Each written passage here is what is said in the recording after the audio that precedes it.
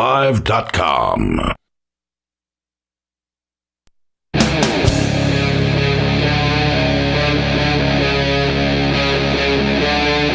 Free Talk Live.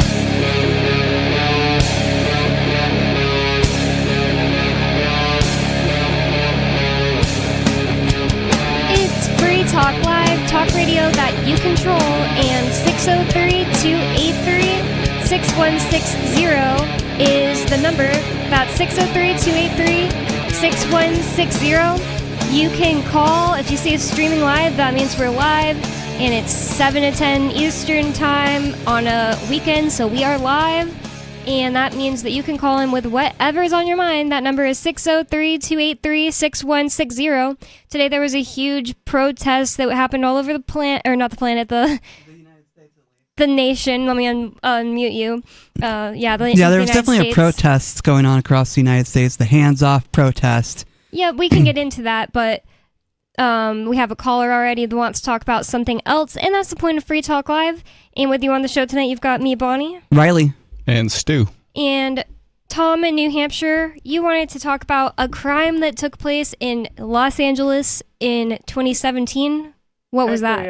Out in Los Angeles County on 26 September of 2017 at approximately 22:15 local time, a drunk Los Angeles cop, that is 0.13% he blew, was driving a 2016 Chevy Camaro and crashed into a 2014 Nissan on the 605 freeway in an unincorporated area of Los Angeles County and killed 3 humans who were in the Nissan, including 19-year-old Oscar Davila. And the cop pleaded not guilty to 3 counts of murder. The investigator said that he was going 151 miles per hour, Wow. 243 kilometers per hour. Pleaded not guilty to murder and hasn't been brought to trial yet. And I think that, first of all, if your commentaries here, this is one way that the cops prevent underage drinking. They drive drunk and they kill people who are younger than 21 and prevent them from drinking underage. So before you report an underage drinking party, you really got to consider what could happen, God forbid, after the alcoholic beverages fall into the hands of a cop. But secondly, maybe the cop and the prosecutors are saying, listen, we'll just wait time and everybody will forget about it. So wouldn't it be funny if some blabbermouth were to call up Free Talk Live, which has like 12 affiliates out in California, and went on the air live and reminded everybody? In 2017 was Kamala the DA? Or the AG, sorry. Oh, that might explain it. Was she? I guess Kamala, if she were the person over the... I don't know if she was the defense attorney or what she was. She may have been a prosecutor, but she was the AG there for a long time. I'm not sure if she was in 2017. Okay. She definitely might be letting people go. Might be just buried, just forget it. Hope nobody remembers it. And then along comes some guy in New Hampshire who runs a website with a memorial to these double victims, people who are victims of the drinking age who are also victims of drunk drivers, and calls up and goes on the air and tells everybody. So now everybody is reminded of that. And I hope the cop goes to jail. It's been, how many years is that? It's been 8 years? Yeah, almost 8 years. More than 7 years. And the cop still hasn't been brought to trial for a drunk driving murder. That's a really long time. Triple murder. Yeah, and COVID may have put in some delays. And one of the things you got to remember that on all drunk driving cases is that there are delays at the forensic laboratories. Sometimes they got to wait months. Meanwhile, the person drives drunk again, and they can't be charged with a second offense because they haven't even been charged with the first one, let alone convicted of it. He hasn't been charged?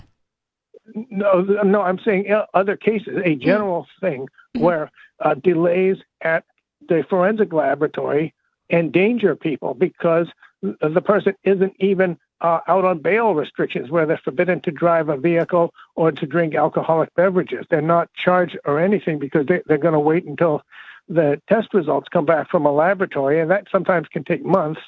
And innocent people are wrongly charged all the while if they're facing bail restrictions when they're waiting until the forensic laboratory is just underfunded. You got to catch up on those so that people can be brought to trial sooner and put in prison sooner if they're guilty or vindicated if they're innocent. You need to do that as another thing. But definitely the cop, waiting 7 years for trial, that's outrageous. They're just hoping everybody's going to forget. And along comes some blabbermouth from New Hampshire who calls up Free Talk Live and tells everybody about it. I just heard a story about cop corruption in Boston you might have heard of, Tom, which was this woman, and I'm not going to be able to quickly pull up her name, but somebody on the side of the road was holding a sign that said, "Free this woman." And so I looked it up, and apparently she was the girlfriend of a cop, which is like play silly games, win silly prizes, but yeah. She was the girlfriend of a cop, and she brought him to another cop's house and then heard from him that they got in a fight, and now she's being accused of having hit him, and he died in the front yard of this cop's house that didn't like her boyfriend, and she's being she's in jail right now because they say that she hit him and ran, and there was lots of people that say that she never hit him, that the cop that didn't like him killed him and left him in his own front yard and pinned it on her. So that's a huge thing in Boston right now. Yeah, wow. Like I said, the name is Officer Edgar Verduzco. That's Verduzco. If anybody's trying to look up information on the internet about the case. Oh, Officer and I see Edgar Verduzco. The woman is Karen Reed, but it's Reed like to read a book. Yeah. Oscar Davila is the 19-year-old double victim. He's a victim of this unforgivable hate crime. It started, that's been in the California state constitution, by the way, since 1879. Article 20, Section 22 explicitly makes the drinking age 21 in California. The legislature cannot lower it if they wanted to, and they don't want to, but that the drinking age, so they're victims of this unforgivable hate crime that obviously wasn't imposed in order to stop people from driving cars into California to have a drink or 10 and then drive back to Nevada. This was 1879 that's been on the books since then.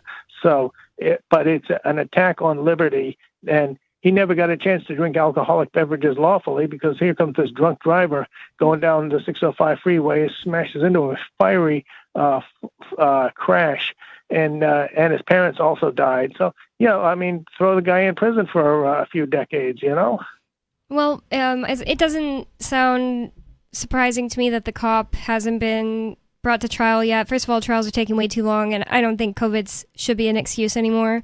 That's been so long at this point. Oh yeah, it's been 5. Well, I wouldn't say 5 years. It's been 5 years since the outbreak started. Yeah. Well, it just shouldn't have affected more than a year or so. Anyway, it's ridiculous. You should start dropping a bunch of stuff that is unimportant if you're not actually able to get through the important things in a timely manner, because people have.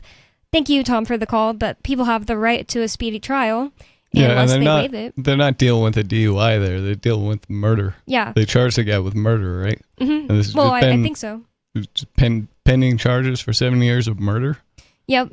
That's unusual, I guess. There are so many people that I know that are dealing with court stuff that just has been going on for way longer than it ever should, and I just feel like people, the courts decided that was their excuse and they're just sticking to it. But in other cop-related news, before we get into the protests, the hands-off anti-DC protest, so ironic. They're only anti-DC when it's their least favorite people in power. Yep, and otherwise they're against secession, but yep. We'll get into that. But while we're on the topic of cops, artificial intelligence for surveillance spreads to prison around the globe? This actually isn't what I was looking up. So apparently they're using AI for their surveillance. That doesn't sound good either. But I also heard that there was a story, here it is. How Scottsdale police are using AI to write police report incidents. I just didn't find it from what I thought I would. This is from ArizonaFamily.com. It's actually azfamily.com, but it's called Arizona's Family. And I thought there was a story from Prison Legal News, but I clicked on the wrong one. So, how Scottsdale police are using AI to help write police report incident reports. Artificial intelligence has now found its way into Valley Police Department. Scottsdale police officers are the latest to use the technology to help write their crime reports. About 40 Scottsdale police officers have generated reports using AI since launching the pilot program last April. And it's just like some things AI can easily make more efficient. I'm just speaking now. Things like writing a recipe, maybe. I don't know, pulling up a recipe. Something that doesn't include people's lives and fates of their lives being in your hands. I think the issue with using AI to do this is, like you said, it's going to put the lives of people in more jeopardy, especially if AI says, oh, well, this person's guilty and we should make sure we fudge the report to make sure it looks like they're guilty. We already know that AI makes mistakes often. If you type anything into most AIs, the bottom will say, like, Grok, like, that's Twitter's AI. Grok makes mistakes. Make sure you double check like the information it gives you, stuff like that. Everybody knows about the fact that when it first came out on Google, it was giving these ridiculous answers that were just actually like comedically wrong. Like, if you're pregnant, you should smoke 1 to 2 cigarettes a day. Things like that. Yeah. So yeah, it's not that anybody is upset that this is being done just for the sake of being upset that it's AI or upset that it will be too convenient or anything like that.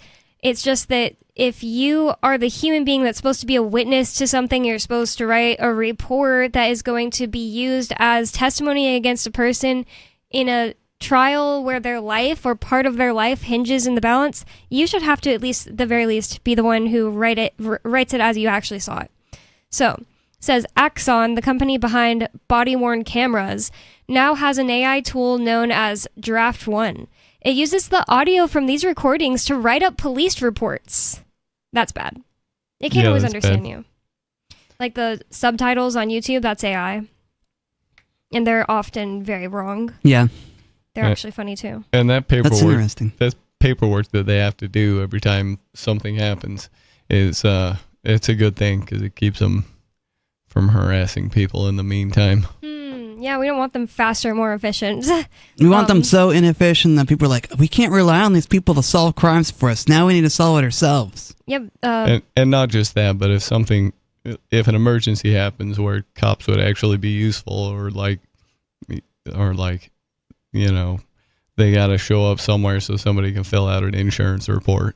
So something non-harassment happens, they're tied up with paperwork, and you know, like that's going to be their argument for why they having to do paperwork and why they need it to be more efficient. How are you supposed to perjure a cop on the stand to get his testimony thrown out when he can just say, "Oh, I didn't write it; the AI wrote it"? This just is insane. I agree. I mean, how court's supposed to work. No. And who's going to be the witness for the AI? Obviously not the cop, because you have to be able to face your witness. A lot your of time, accuser. The audio on a body-worn microphone isn't that great. Like, whenever Ian was recorded talking to the undercover agent and his Ian Freeman, you can go to freeiannow.org to find out more about what I'm talking about, but my husband was recorded by an undercover agent, and the FBI agents themselves wrote down that he said something just slightly different than what he said, but with the opposite meaning, and then they had to correct themselves. I could totally see AI doing exactly that. It's like, I can't let you do that, and AI says, "Oh, I think he said I can let you do that." See what I'm saying? Oh yeah. And you need a human ear and human common sense to be like, no, why would he say that in this context? He said this, but like the subtitles on YouTube, they'll just say something absolutely ridiculous all the time. And TikTok, people are always laughing about like, OMG, the subtitle said you said pancakes when you said whatever else. All the time. It's always wrong. I mean, it's often wrong. So it says, it uses audio from these recordings to write up police reports. You don't have to wait till you go back to the station to dock your camera, to upload your camera so officers from their cars go to evidence.com. They can pull up their reports and they can draft one and instantly have a draft. Sergeant Paul Wright described. Draft 1, it's like the number 1, is different from other AI writing tools. This isn't ChatGPT. It's not bringing in content that wasn't there in the first place, he explained. Any report written with AI would include a legal statement disclosing that information, and the report needs human verification before being submitted. When you talk about detailing someone or arresting someone, doing a search in inventory, legally, they're important. So this is a quote. So it's very important that we get those details right in the reports, not just initially, but again for courts, for records, for prosecution, says Wright. That's like exactly how he said it. Not that bad a reading. It says criminal defense attorney Russ Reichselsof warns that AI-generated reports could contain mistakes and create real legal problems. Defense attorneys rely on these police reports to understand what the accusation is against the client and what witnesses are saying, so the accuracy of these reports is important, he said. Reichelshoff also argued police reports could lose the human element and attention to detail that officers often incorporate into their reports. When a human police officer writes a police report, they'll oftentimes include information about what that person's appearance and what they're wearing, how they're presented. Did the person appear intoxicated? He explained. Yeah, that's kind of something that was like brewing in my brain. It's like a police report isn't normally just a transcript of the noise that was heard, It's often like, oh, and they didn't look distressed. They came up from the east. Like, I don't think this thing is necessarily using visuals. Yeah, I can only imagine this thing can only do a partial report, and the actual details still have to be filled out by a human, because there's no way the AI could interpret all of that. Yeah. I don't think it's using like the audio or the visual from the thing, but even then, that would be like an extremely high-tech AI, But I'm sure there are a lot of, like boilerplate stuff, like name, location, just like a long list of details that it could interpret and put on a report. So maybe it could do half the work. It says that the department is weighing whether this will be a permanent addition, but it does come when many departments face budget pressures and struggle to recruit and retain officers. I just keep loving that news every time I hear it. I went to a conference in Boston, and one of the people invited there to speak was an old cop, and he was basically like, he was up there to say like, we want to work with the community. It was so cringe, honestly. And he was saying like, it's so hard because when I go out there to recruit, people immediately are like, well, I don't want to be a cop. I don't want to tell again, because he's in Chicago. I don't want to tell against my community. And I'm like, no, I need you to help your community. It was just so cringe. He was saying that like, wow, that they can't get people from around there to join the police force, so they have to ship them in. That's Yeah. crazy. I was like, that's great. In New Hampshire, I've heard the same type of reports where people, like cops are going and testifying at bills and saying like, and as we all know, it's getting harder and harder to keep people coming and wanting it's to wear the hard. badge. Because the badge is not respected, dude. Yeah. They've disrespected the badge so many times by, murdering people and, stealing plants from people and things like that. So it's like, how do you expect us to respect you when you don't even respect your own profession, when you treat people like absolute garbage? They aren't out there doing respectable things 99.9% of the time. It's like, oh, somebody who loves the cops is gonna, or would call in, as maybe not necessarily will, but somebody's response to that could be that loves the cops. Oh, well, one time they did this thing for me, and it's just like, most of the time it's something that any human should be expected to do for another human. Like, one time a cop pulled over to ask if I was okay. Okay, a normal human did that for me like 2 weeks ago. There was this guy that came and argued with me on my porch, not knowing who I was or anything, but he was saying, he's actually arguing with a co-host that was out on the porch, and I went out there and was just like, what's going on? And he was saying that cops are good, and he was a door knocker for Ron DeSantis from Florida, and he was a black guy, and he was like, you guys couldn't possibly understand what I understand. He's talking to a First Amendment auditor and me, whose house has been like raided by the FBI. Yep. And I've had many bad cop encounters, and I was telling him like, what good thing, or I was asking what good have cops brought to your life, and he told me one time he was getting bullied in middle school, and a cop came over and told everybody to knock it off, and I was just like, wow, that's like nothing compared to like the horrible things they've done to me, and that's like a one-time thing, and something that's like, did that person need to be getting paid by everybody in the whole community to do that one thing? Like, we could live in a society where like any adult would go do that. Yeah, and not just that, but he was being bullied at a government school. Yeah, he was being bullied at a government school. And the other thing was, he was saying like, my community was poor when I was growing up, and like, we wouldn't be able to hire our own security. It's like, you guys were being forced to pay for that security right there that you were just describing. You were being forced to pay for that one. And they're also just not accountable to you. I feel like that was a main point I had to bring up that guy. But there are just people that will defend the cops anytime they do one little good thing for them. And did you tell him about your police experiences with the raid? I don't even think I did. It was Okay. like not even worth it. He's door knocking for DeSantis.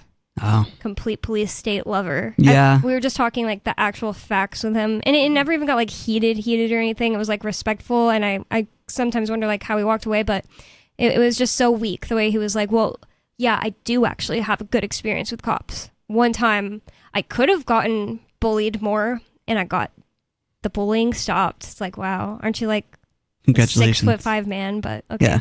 I mean, he was in government school at the time, like you're saying, so I don't know how tall he was, but anyways, my main point was just that cops, yeah, they're not as respected anymore, and that's a good thing. Well, I wonder why. I mean, my very first interaction with a cop was walking down a street in the suburbs of Salt Lake City, and cop drives by, and I decided this, kind of a as a 12-year-old would do, I decided to say, I smell bacon loud enough for him to hear. And he actually stopped his car and came and slammed me on the hood of it and gave me a talk about how I need to have some respect for authority and this and that. Wow. I'm like, forget he left authority, me- man. You're an He left me eco-violent feeling thug. like I had actually done something wrong. Wow. Respect by fiat is not actual respect, and that's obviously what that dude expected. I have another friend that got slammed on the ground just because he was saying I don't answer questions, and it's the same thing. Like you guys offended him for not automatically having respect for him just because of the job he decided to take. Yeah, shiny badges. More Free Talk Live coming up. 603-283-6160. Don't go anywhere.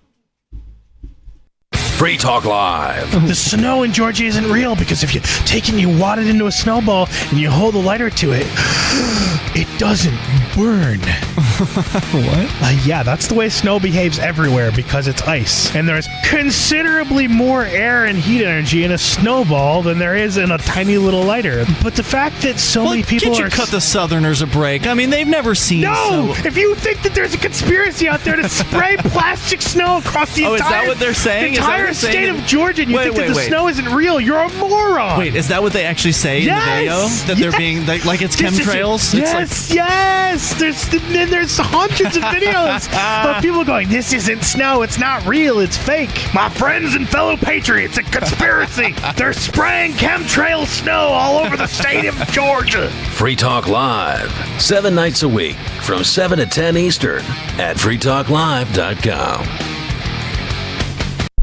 From Feature Story News in London, I'm Stuart Smith. Delegations from the so-called Coalition of the Willing are set to meet in Ukraine on Friday. President Volodymyr Zelensky says it'll be the first meeting of its kind as Ukraine's allies continue to assess potential security guarantees for the country should a ceasefire be brokered. William Denslow reports from Kyiv. According to President Zelensky, military teams will discuss issues such as the possibility of a peacekeeping force being deployed to Ukraine. The Coalition of the Willing, which has been spearheaded by the UK and France, has convened several times in recent weeks, but Zelensky says this will be the first in-depth meeting on Ukrainian soil. Foreign Minister Andrei Sybiha has met with Coalition of the Willing allies on the sidelines of a NATO meeting Thursday to discuss security guarantees for Ukraine and how to prevent further Russian aggression. William Denslow, Kyiv. The European Union's top trade commissioner will hold a call with Trump administration officials on Friday to discuss the impact of the sweeping new import taxes announced by the US government. The EU was hit with a 20% tax, and the trade commissioner said unjustified tariffs inevitably backfire. Ross Cullen reports. Maroš Šefčovič, the EU's top trade negotiator, said on Thursday that we'll act in a calm, carefully phased, unified way, but we won't stand idly by should we be unable to reach a fair deal. He has twice visited Washington in recent weeks to try to secure a deal with the US that would have avoided the imposition of the sweeping tariffs. The EU is determined to resolve the crisis through talks between the Trump administration and officials here in Brussels, but it says it would introduce retaliatory countermeasures if the dialogue doesn't bear fruit. Ross Cullen, Brussels. South Korea's Constitutional Court has unanimously voted to uphold the impeachment of President Yoon Suk-yeol. His short-lived declaration of martial law last December plunged the country into political turmoil. Laura Westbrook reports from Hong Kong. Acting Chief Justice Moon Hyung-bae said Yoon Suk-yeol violated his duty as president with his declaration of martial law in December and acted beyond his constitutional powers. After the verdict was read out, cheers broke out among anti-Yoon protesters, but there were also tears and anger in the pro-Yoon camp. It caps months of political turmoil which exposed the divisions in Korean society. In a statement, Yoon said he was regretful and sorry for failing to meet expectations. A presidential election has to be held within the next 60 days and will have to contend with issues such as Donald Trump's escalated global tariff campaign. Central European nations are stepping up measures to contain a foot and mouth disease outbreak, which largely affects livestock like cows, pigs, sheep and goats. Austria is closing several border crossings with neighbouring nations, while Serbia is implementing vehicle disinfection protocols. From bureaus worldwide, this is Feature Story News. Yep, we still do email. Drop your email address in the entry box at freetalklive.com, and you'll be kept in the loop with Free Talk Live.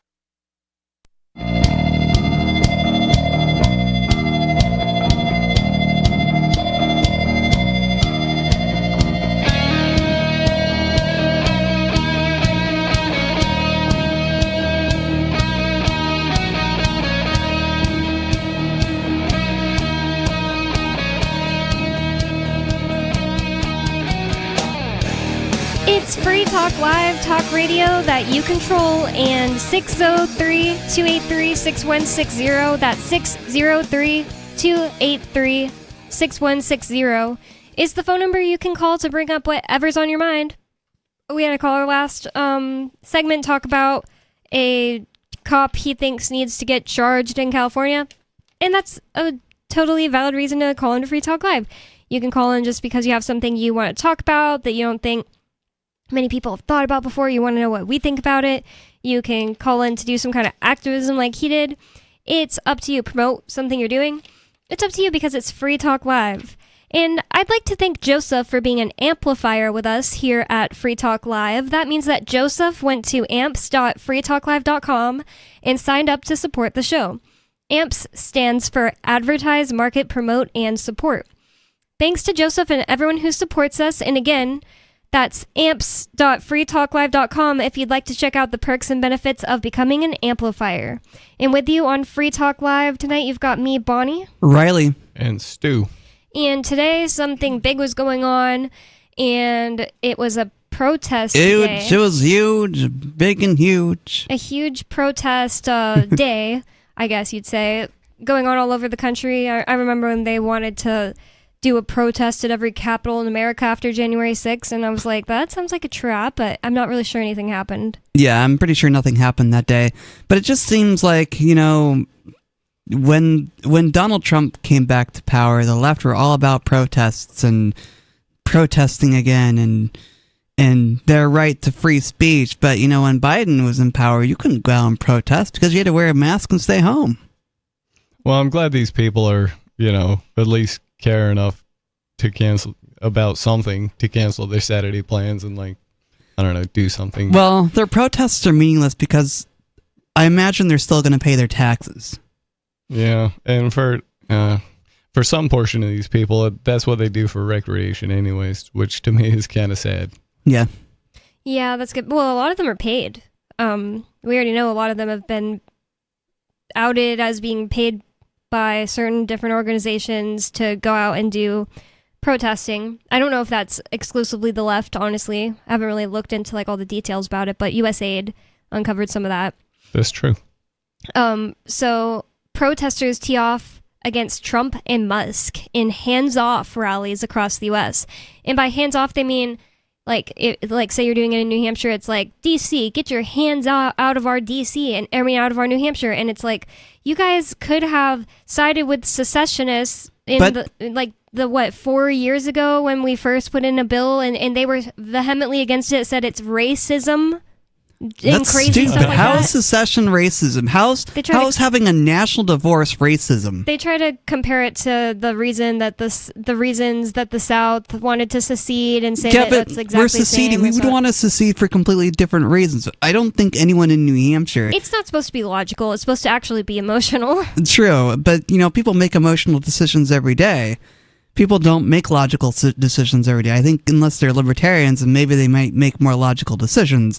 But regardless, people don't make logical decisions. They're basing their decisions on emotion. And when you try and demonstrate that secession is actually a good thing, they want to cling to this emotional idea that, national divorce, civil war, slavery, bad. Can't have that. It's obviously true, in my opinion, that people like the Democrats just wait for their opinions to come down through edict. They probably look around the room like, oh, what do I think about that specific thing, and wait for their leaders to tell them, because that's exactly how it's played out a million times. They wouldn't be holding a sign that says hands off my New Hampshire, you DC monsters, 4 months ago. I think that's absolutely true. People are so quick to just want to be part of a group and have something to follow.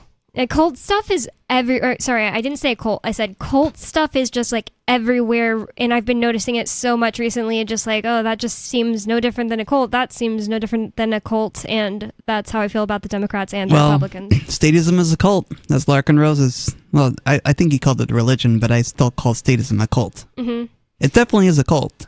Well, we do have a caller on the line, so I'm going to see what they want to talk about. Dan in New Jersey, you're on Free Talk Live. Is that who's calling?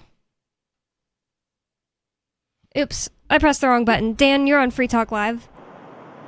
Hi, Bonnie. This is Dan. How you doing? Hey, how are you doing? I'm doing good, and I wanted to talk about the prison system and in the United States. And I believe it imprisons more people than the next 15 countries combined. If you put together nonviolent drug offenders and people accused of money laundering and all sorts of nonviolent bullshit crimes. Can't say it on the radio. Can't say it on the radio, but I'm not going to dump you, Dan, because I know that you'll not do it again. But you can't say any of the cuss words on the radio. I dumped it. Sorry, that'll never happen again. It's okay.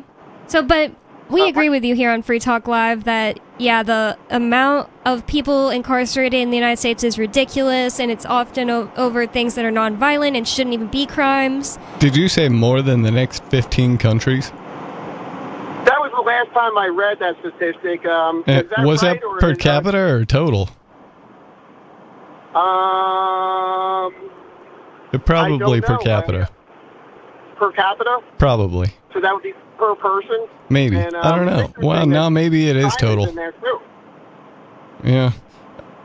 I know it is a lot. I know their incarceration rate is very high when compared to other countries. And when you even break it up into states, it's still really bad. Individual states are doing worse than a lot of countries, and I think the first 5 are just United States when you break them up. Yeah, some of these private prison states where it's half of their industry. I think it's Mississippi or Louisiana that's the worst. Wow. And one thing I also wanted to bring out is, so you have a couple different things going on, too. You got the lawfare of the Biden administration, where they were actually going after crypto and freedom leaders, and they were trying to put them in prison just because of the CBDC law that Biden enacted. Number one, we got Roger Ver, we got Ian Freeman, Norman Storm. and I believe there's many others. Now, none of these guys, Ian is a free speech champion. Ian, as far as I'm concerned, Ian's like a hero of mine. I've been listening to him for a very long time, and I remember he used to say, whatever kind of activist you are, hit him with everything you got. If whatever your talent is, whatever your unique ability, and I always really appreciated that about Ian, because Ian wasn't the type of guy to say that he was the only guy that had the answer. And Ian had a lot of courage of his convictions, and I think after a while, they don't like to have a guy like that with that kind of a platform. So that's kind of the biggest reason I think Ian is behind bars, just because he was poking the bear so much. And then you got Roger Ver, who was doing the exact same thing, and he's behind bars for almost the same reason. And what do you guys think about this? Is there anything... I think you're spot on with that. I think you're definitely spot on because, when you poke the bear and you poke the system and you challenge the system, they're going to come after you. You're over the target. They can't have you being a dissident and saying negative things about the system, because then the people won't trust the system. We got to have people trusting the system after all. Yep. Yeah, I think in both cases it was definitely more about what they were saying than it was about what they were doing in their personal lives. Yeah, but in Roger Ver's case, it's like if it was about what he quote unquote did with the exit tax, then why didn't they go after him 10 years ago or whatever it was? Maybe 7. But... Why did they wait until he wrote a book? Yeah.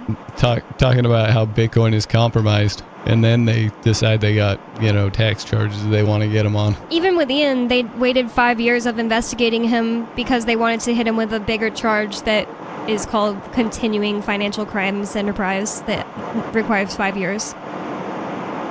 Yeah.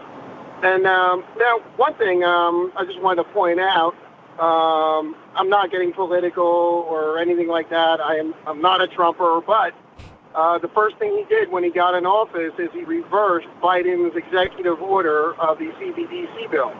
So the only thing that hasn't been done yet is the effects of it. So you got Ian still behind bars, Roger still behind bars, but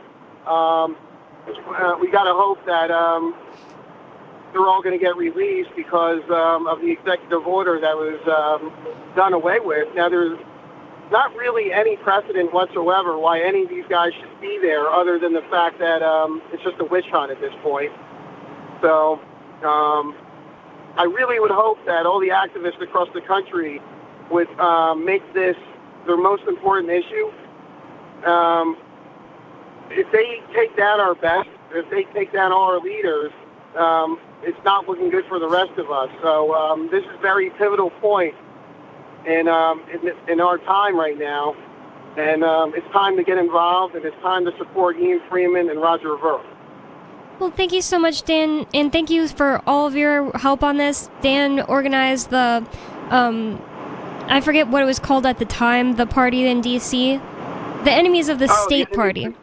Nice. Yeah. And he's always talking to people about Ian, and he's always just going out and talking to anybody with a platform for Ian, and that is so amazing. The idea that Ian inspired you to become an activist is just the main point. And the main point that Ian is a danger to the state is because he creates activists like you, Dan. You're just like a superhero, and I just think that you're so likable, and that's definitely one of your powers, as you were kind of talking about. And I think that that's one reason they didn't like Ian, is he's likable, and he inspires people like you. He inspires people to actually get out there and do stuff. And then you, oh my God, you really go out there and do stuff. Aaron Day is another person that is always out there championing for Ian and Roger Ver. And both of you guys both did for Ross Ulbricht as well, and now Ross is free. And I just really appreciate it, and I really, really admire everything you guys do. Well, thank you very much, Bonnie. But you guys have been doing this forever, and I remember when Free Talk Live was the only show to listen to. I used to spend every night just listening to it, calling in. But you guys were the only game in town for a very long time until St. Tom Wood came around. And you guys have been the leaders in the freedom movement for multiple decades, and I just want to say thank you to you guys. Well, thank you. It certainly wasn't me. You know, I wasn't on this until 2021. It was mostly Ian and Mark and all of the co-hosts that have, went away since then or are still on sometimes. A lot of co-hosts are still friends, but not necessarily wanting to be on the show. Thank you so much, Dan, for the call. Do you have anything else you want to talk about? No, I'm done, and I hope you guys have a great night. I hope you do too. FreeIan.org. Yep, FreeIan.org. Is it FreeRogerNow.org also? I believe it is. I don't have it in front of me, but I believe it is. Thank you. It is FreeIanNow.org, and I think it's also FreeRogerNow.org. But I can make sure if I get that wrong that we correct it. We can put them in the show note. That information in the show notes too. Yeah.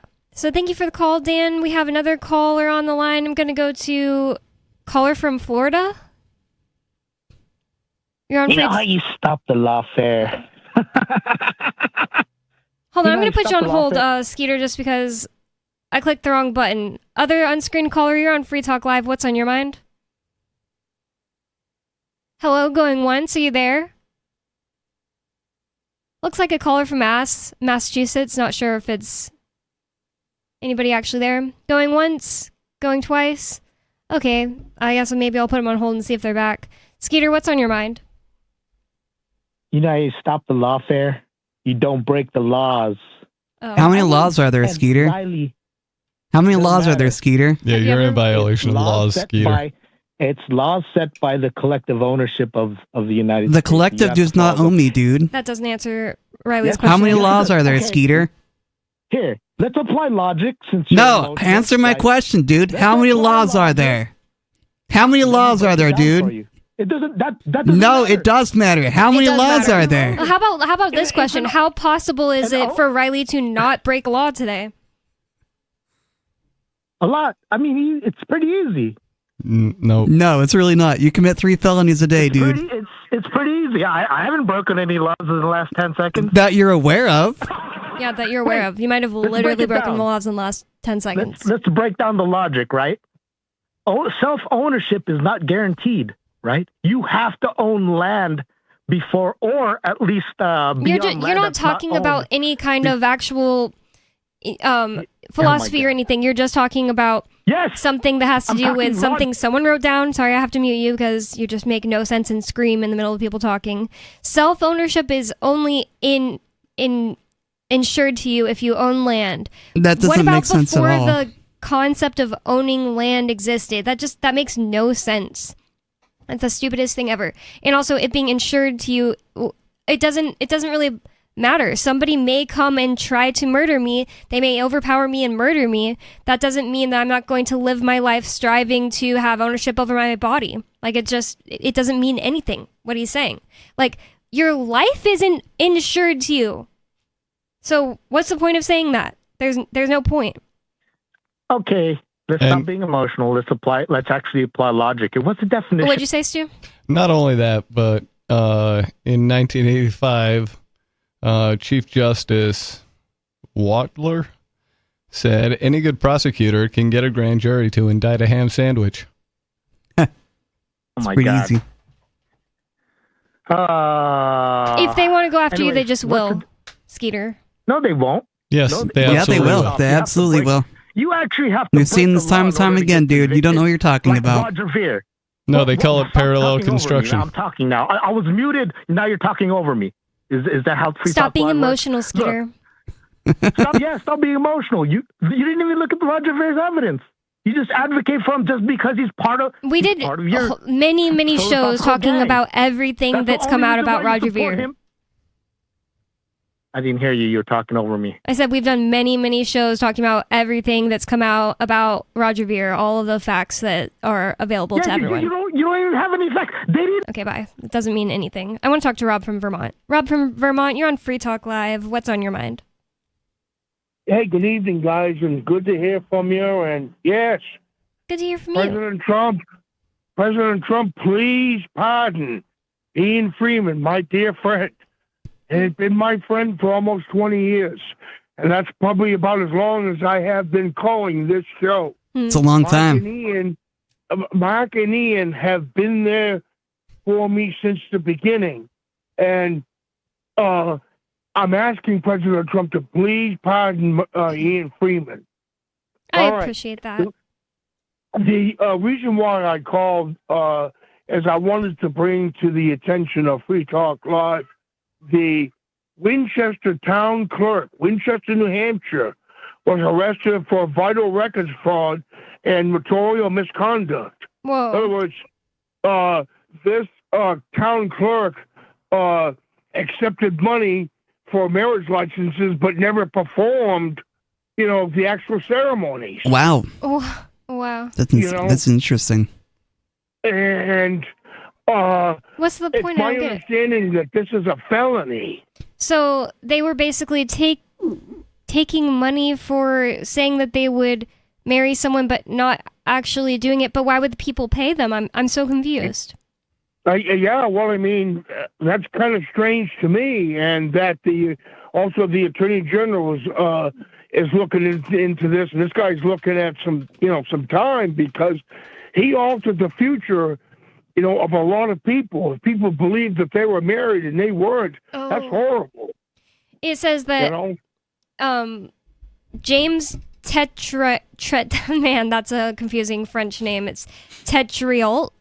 Also serves as the town clerk and tax collector for Winchester. Wow. And it says that, this is so silly. It just basically said what he was charged with and nothing else. So I tried to scroll down and there was nothing else there. But I was going to see if Keene Sentinel has any more info. And nope, they're just saying exactly the same thing that Rob is telling us here. It says here, Tetrault said a friend asked him to sign the marriage license of her and a man after the man's death. Oh, so that's not a case of somebody who thought they were married. That was somebody who wanted to fake a marriage. So, So he married someone to a dead person. Yeah. Should join Mormonism. That's horrible. And, New Hampshire is not without the exception, with all of the fraud that's been going on in the state of New Hampshire, and the people that are paying for all of these pensions for public officials are you and I, the taxpayers, and case in point, the Cheshire County Superior Courthouse is a complete washout of fraud and corruption, especially with Detective James F. McLaughlin. And that's another story that will be coming up as well soon. Well, it doesn't shock me that a bunch of these small-time bureaucrats are out there, maybe pocketing extra money, doing corrupt things on the side, and just corrupt in general. Right. And I tend to believe that, this, thing that what President Trump is doing and Elon Musk, with the Social Security, Medicaid, Medicare. I'm old. I don't know about you guys, but I don't remember ever a time where there was any type of checks and balances in the Social Security Administration, Medicaid, Medicare, or there's never been no checks and balances and powers when it comes to county attorneys, the police, because they all hide behind qualified immunity. Of course they do. And we pay for all of this, in their pensions. And it's not going to stop until we call this out. One thing I heard recently about the Social Security stuff is that Elon Musk, with his Doge, Department of Government Efficiency, said that they accessed Social Security Administration and they found out that there were tons of people using the same numbers, and that a lot of them are illegal immigrants, and they were issued Social Security numbers. And I have firsthand knowledge. I've seen illegal people with these Social Security cards and been like, whoa, how do they have a Social Security card? And they're like, yep, that's for me to know. I guess I found out. But I don't necessarily blame them or something. The whole thing is, a scam, that they would need something like that to do something like do a job, when they should just be able to do these jobs that no one wants. So I'm not the one saying oh, these bad immigrants. It's more that there is this crazy scheme where they will get an immigrant to get one of these fake Social Security cards and then start taking money, and then the middleman who got them that Social Security card like takes a cut. It's a weird thing. And I don't know anybody necessarily that was doing that. I just saw people with these fake super believable Social Security cards. Yeah. Well, all we can do is, just keep talking about these things. And, it may seem like, nobody's saying anything or it's not in the paper and any of that, because those are the people that are robbing all of us. Yeah, why would they write about their friends? If you're not about the solution, then you're part of the problem. Well, thank you so much for the call, Thanks, Rob. And I really thank both callers for calling to bring up attention to Ian and to ask Trump to free him. It is true that Trump said he ended the war on crypto. And allegedly. He did say it, but it's just like if he ended it, hopefully he would be open to freeing all the hostages, because that's what you would do in a normal war if you had hostages on your land that maybe you took over, but it used to be the enemy's land, and that you would want to obviously free those people. But I'm not necessarily saying that Trump is like, maliciously not freeing them. I think that we need to get this in front of him. Alex Jones is often saying, like, there are some times where people are like criticizing Trump, but Alex Jones brought the thing to his attention. He's like, I didn't know about that. It moves on it like the next week. Yeah. I feel like those people often have like a bunch of stuff people are trying to push in front of them. Like there's probably a bunch of, bad people out there trying to get his attention to make him do bad things. We need to be a bigger voice, getting out there to ask him to just free the victims, the hostages, the prisoners in the war on crypto. Yep, talking about these things is how we fix it. Yeah, exactly. And I really appreciate those calls. Those are the kind of calls I like. 603-283-6160. Actually, I'd just really like for anyone to call who's not Scooter. 603-283-6160. It's Free Talk Live. More coming up.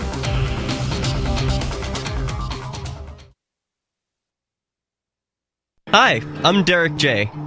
To me, an activist's calling is to actively work to advance a cause.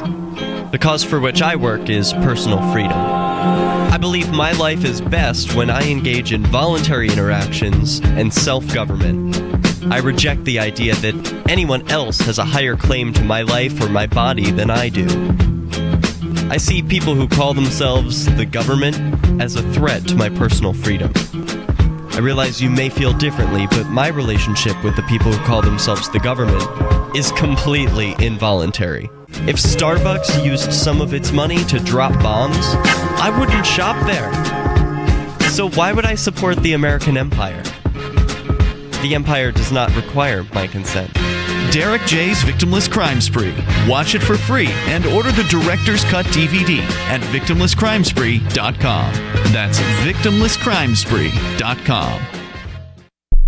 The new 4th edition of Healing Our World, The Compassion of Libertarianism, will take your understanding of liberty to a deeper level and has over 1,300 updated references, new cartoons, and a foreword by Dr. Ron Paul. With discounts for multiple book purchases, the 4th edition of Healing Our World is a great gift for the liberals, pragmatists, environmentalists, and Christians in your life who think libertarianism is cold-hearted. Get yours today at healing.freetalklive.com and use promo code FTL for a $5 discount. There are lots of ways to listen to Free Talk Live. Our podcast has been around since podcasts began, and now the FTL feed is loaded with content besides our full show archives. Did you know that we make it easy for you to customize your podcast subscriptions? We have different feeds, one that includes only our full shows, one with just the Daily Digest, and our main feed that includes everything. You decide what you listen to. It's quick and easy to customize your feeds at feeds.freetalklive.com. That's feeds.freetalklive.com. You're listening to the live edition of Free Talk Live. Hour number 2 is next after the news here on the Liberty Radio Network at LRN.FM. From Feature Story News in Washington, I'm Caroline Malone with the Week in Review. The Trump administration is defending its announcement of sweeping global tariffs as U.S. trading partners retaliate. Markets have plunged since President Donald Trump announced the duties at a base rate of 10%, but much higher for many of 100-plus countries.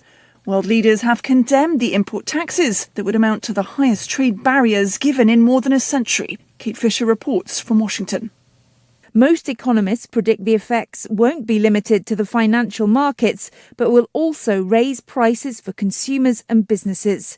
But administration officials like Commerce Secretary Howard Lutnick defended the tariffs, saying they would create manufacturing jobs at home and open up export markets abroad. You're going to see American production start to rise and finally be fair. The tariffs comprise a 10% baseline tax on all imports, as well as higher duties on some of the US's biggest trading partners. Kate Fisher, Washington. On Friday, China said it would slap 34% tariffs on all imports of US goods in retaliation for those duties unveiled by US President Donald Trump. Laura Westbrook has more from Hong Kong.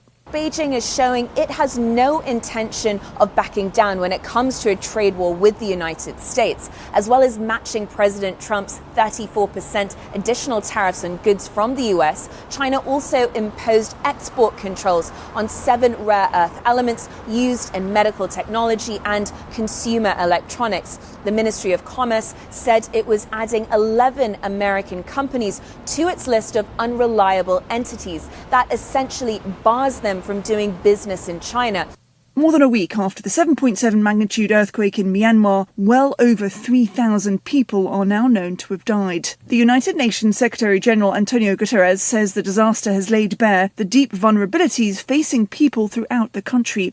He's accused the military or junta of limiting critically needed humanitarian aid for those earthquake victims. The UN says in the days following the quake last week, the military continued operations and attacks, including airstrikes. Jody Jacobs reports from New York. The appeal from the United Nations is for the attacks and airstrikes from the military to stop. According to official data shared with journalists on Friday, the UN Human Rights Office reported at least 61 attacks across Myanmar since the disaster happened, including 16 since the ceasefire was announced by the military, which was supposed to take effect from April the 2nd.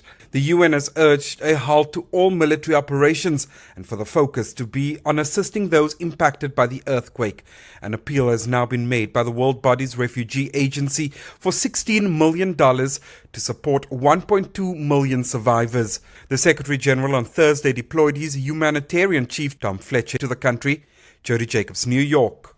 From bureaus worldwide, this is FSN. The White House is reportedly drawing up an assessment of how much it would cost to take control of Greenland. US President Donald Trump has set his sights on acquiring the island as a way, he says, to shore up US security. Well, the people of Greenland are overwhelmingly against the idea. Many also want independence from Denmark, which oversees the autonomous territory. Nick Harper reports from Washington.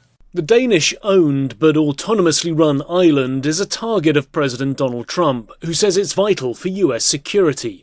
According to the Washington Post, a cost estimate is being drawn up that would include providing government services to its population of just 58,000 residents, and looking for ways to generate revenue from the island's natural resources. The US president maintains the US will 100% get Greenland, although Denmark says it's not for sale. I'm Nick Harper in Washington. Far-right French political opposition figure Marine Le Pen is appealing a conviction against her for embezzlement, with a trial date now set for early 2026. If the French opposition leader is cleared, she would be free to contest the next presidential election in 2027. But if not, it creates a different political scene for future elections. Ross Cullen reports.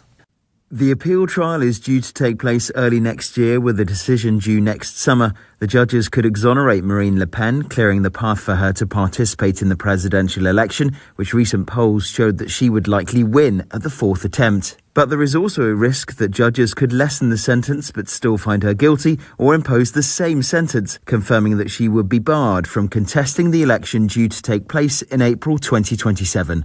Ross Cullen, Paris. I'm Caroline Malone in Washington, and that was the Week in Review. The manatee is a solitary creature, drifting along in the warm, peaceful shallows. They are not usually held in a small glass enclosure with 3 other male manatees hell-bent on the violent forced sex that I, for real, saw with my own eyes while alone one night at SeaWorld, San Diego. A distant relative of the elephant, the manatee has a prehensile upper lip which it uses to gather food. It also has a large penis. Classified as endangered, human boaters often cause serious wounds to manatees' flippers, rendering it difficult for this one poor little rescue manatee to escape a large male manatee intent on unwanted anal intercourse. One needed not to look in that little manatee victim's cold, soul-sapped eyes to know this was not the first time this had happened, nor would it be the last. This is the Onion News Network. Got Telegram? You can follow our channel there and discuss show prep with other listeners at telegram.freetalklive.com.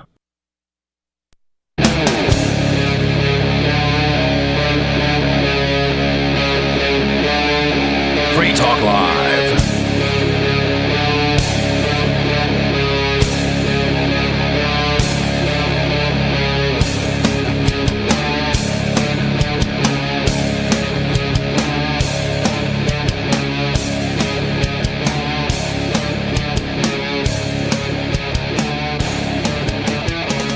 It's Free Talk Live, talk radio that you control. That's why it's Free Talk Live. 603-283-6160. That's 603-283-6160. Free Talk Live is brought to you by LibertyMinded.com. Official Free Talk Live gear like t-shirts and hoodies are available at LibertyMinded.com.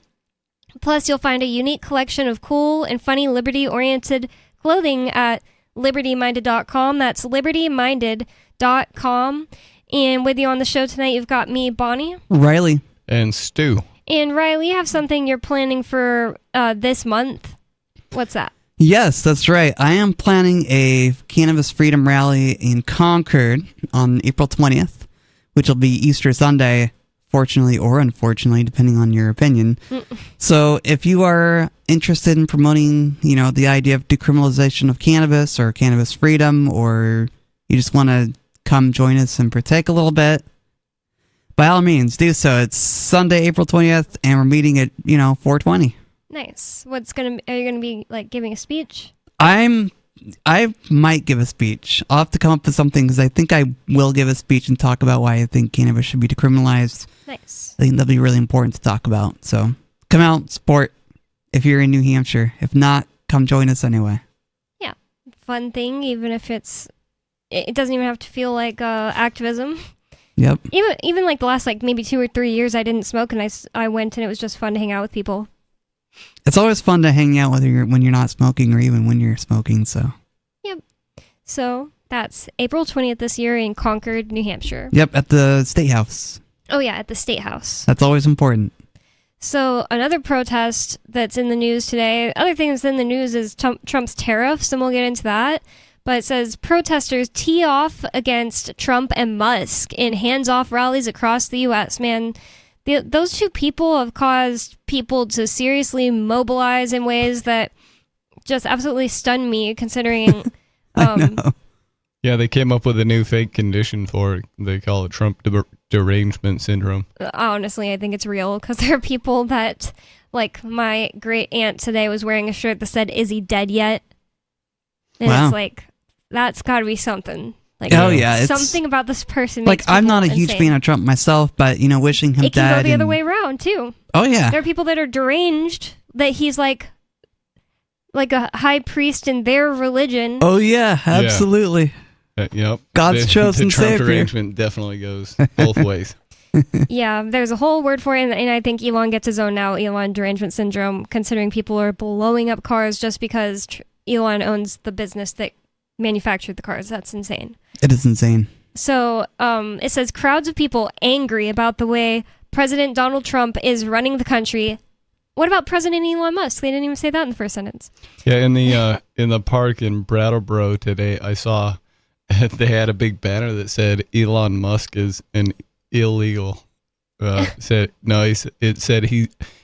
Elon is an illegal alien. Wow. That's not even true. And also something they're not supposed to say. Yeah, that's something they're not supposed to think is okay to say. And I have heard that he has citizenship. Like, that's not a judgment call in my case. Like, oh, well, this person's illegal and this person has a citizenship. I'm just simply saying I don't think he is. So it's kind of weird. When I first saw the name of this protest, I was excited that it was going to be like,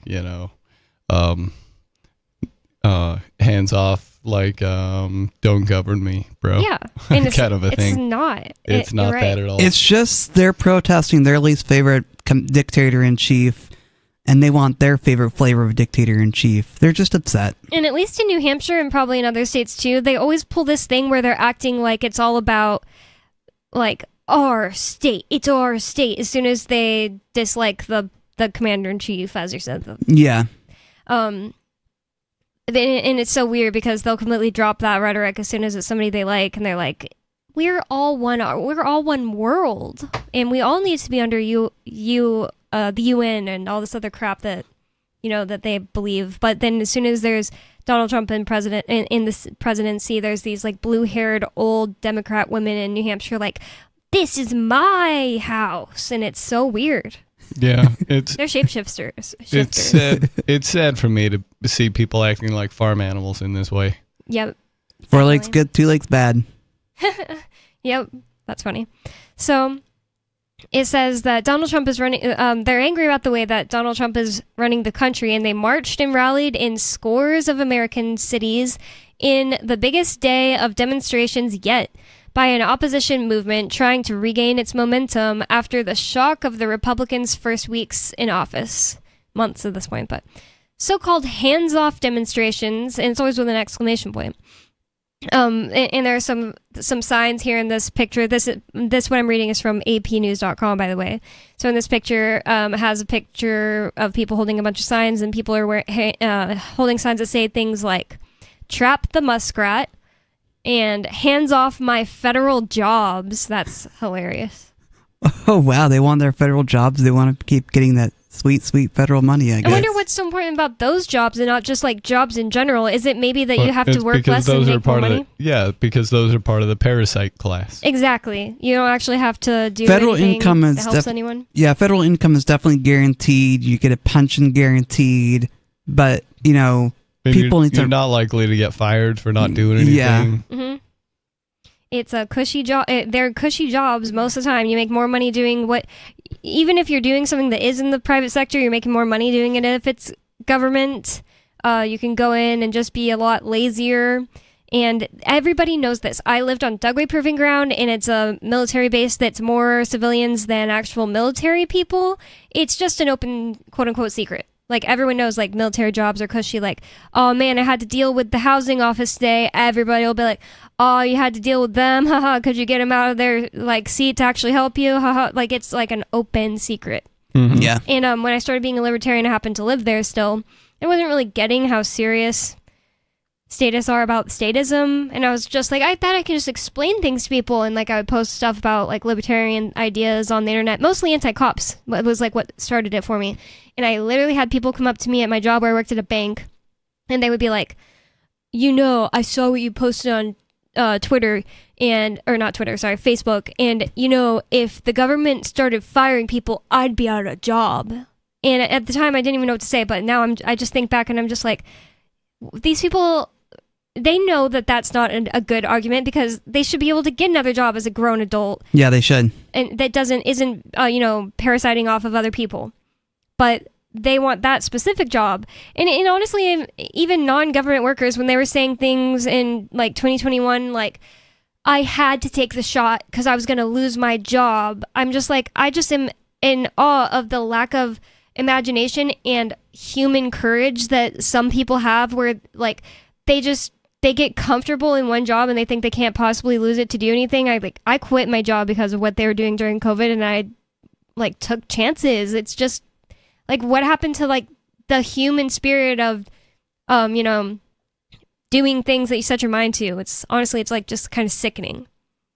But it's even worse with the government employees because they want to do something that's harvesting the energy of others for their own benefit, doing the least amount of work possible to make, just a paycheck. And it's like, it'd be one thing if it's like, well, you don't know what it's like, Bonnie. They're making millions of dollars. No, they're like making, a salary that's good for them, but they're just like, they're making that amount of money. It shouldn't be enough to like sell out your whole entire society, but it is for these people. Yeah. It's like how I feel about cops. They're millionaires. Sure, it feels sucky when your job is threatened and you lose your job, but at the same time, like you said, Bonnie, you should be able to be like, well, I've lost my job. Now I can go be free to either start a career doing something else, start my own business, or find a different job doing something different. That's right. These types of jobs seem like security to people, but that's logically, if you boil it down, you put yourself in a pretty dangerous situation. What as opposed to a job that actually creates something in the world, just counting on the parasite class to take care of you that way. Yeah, that is true. Like whenever there's like sequestration, whatever the heck it's called, and the government does shut certain sectors down and government workers lose their jobs, you'll see people that spiral off for years and years because they lost that one job, and it's like maybe it's the fact that they never actually developed skills. That's probably honestly what it is. And they're just like really blindsided and really depressed because it's like, I should have never lost my job. Now I'm mad at my country, which is just cringe. I feel, bad that like, I'm not just like making fun of these people's mental states, but it's kind of like the government does, it just like any empire of evil people, it's like they will use up quote unquote their own. And these people that just have like these government jobs that they're like, hands off my federal jobs. It's like they expect some kind of loyalty from the empire back, and it's not there, honestly. Yeah. And I think it's great that Elon Musk is firing a whole bunch of federal workers who he can, but apparently that will be over soon. It's only supposed to last for 6 months, and I don't really think he's done enough. Yeah. But we could get into that. Too bad he didn't fire Congress. I know, right? Parasites. Yep. Speaking of parasites. It says the so-called hands-off demonstrations were organized for more than 1,200 locations in all 50 states by more than 150 groups, including civil rights organizations, labor unions, LGBTQ plus advocates, veterans, and elections activists. The rallies appeared peaceful with no immediate reports of arrests.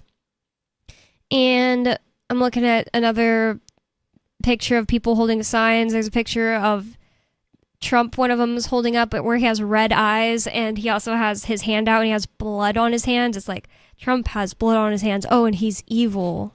Yeah. It says the pro-Palestinian protesters carrying a depiction of President Trump gather at a rally before marching toward the U.S. Immigration and Customs Enforcement headquarters Saturday, April 5th. I'm just a little confused about that because didn't Trump negotiate a ceasefire with Israel, and aren't they doing that still? I think the ceasefire ended because Israel's bombing places again. Oh, really? Yep. I don't really see how that's Trump's fault when he like tried to get them to do that. So I don't know. Like, there's definitely something bad going on. If I thought Trump was, guilty of it, I'd say it, but I just don't understand. Seems like it's a stretch to try to say that he's guilty of what Israel is doing. He might be giving him money. Is he giving him money? Well, the way I understand it, as soon as the United States says you have to stop, they pretty much have to stop. But I don't know what level of responsibility I would place on Trump for that either. I am a little uncomfortable about his opinion towards the Zionist crowd, as it were. But as far as I know, the ceasefire negotiations that he's gotten in place both in Ukraine and in Gaza both broke down. And I don't know if either one of those have been fixed yet or how I know that's that going. the Ukraine one definitely failed or never happened at all. But I honestly haven't been paying attention to the Israel one. So Riley says they're bombing again. They are. So, yep, definitely. It says, from the National Mall to Midtown Manhattan to Boston Common and multiple state capitals, thousands of protesters assailed Trump and billionaire Elon Musk's actions on government downsizing, the economy, immigration, and human rights. In Seattle, in the shadow of the city's iconic Space Needle, protesters held signs with slogans like "Fight the Oligarchy." I think the human rights things that they're talking about so far are like the deportations. That's something I can think of that's actually like plausible, if that's the right word I'm thinking of. but I feel like they're going to stretch it into saying like that somehow lesbians aren't safe in America anymore, or like they were afraid it was going to happen. It says demonstrators voiced anger over the administration's moves to fire thousands of federal workers, close Social Security Administration field offices, effectively shutter entire agencies. Do these people even ask if these things are actually useful?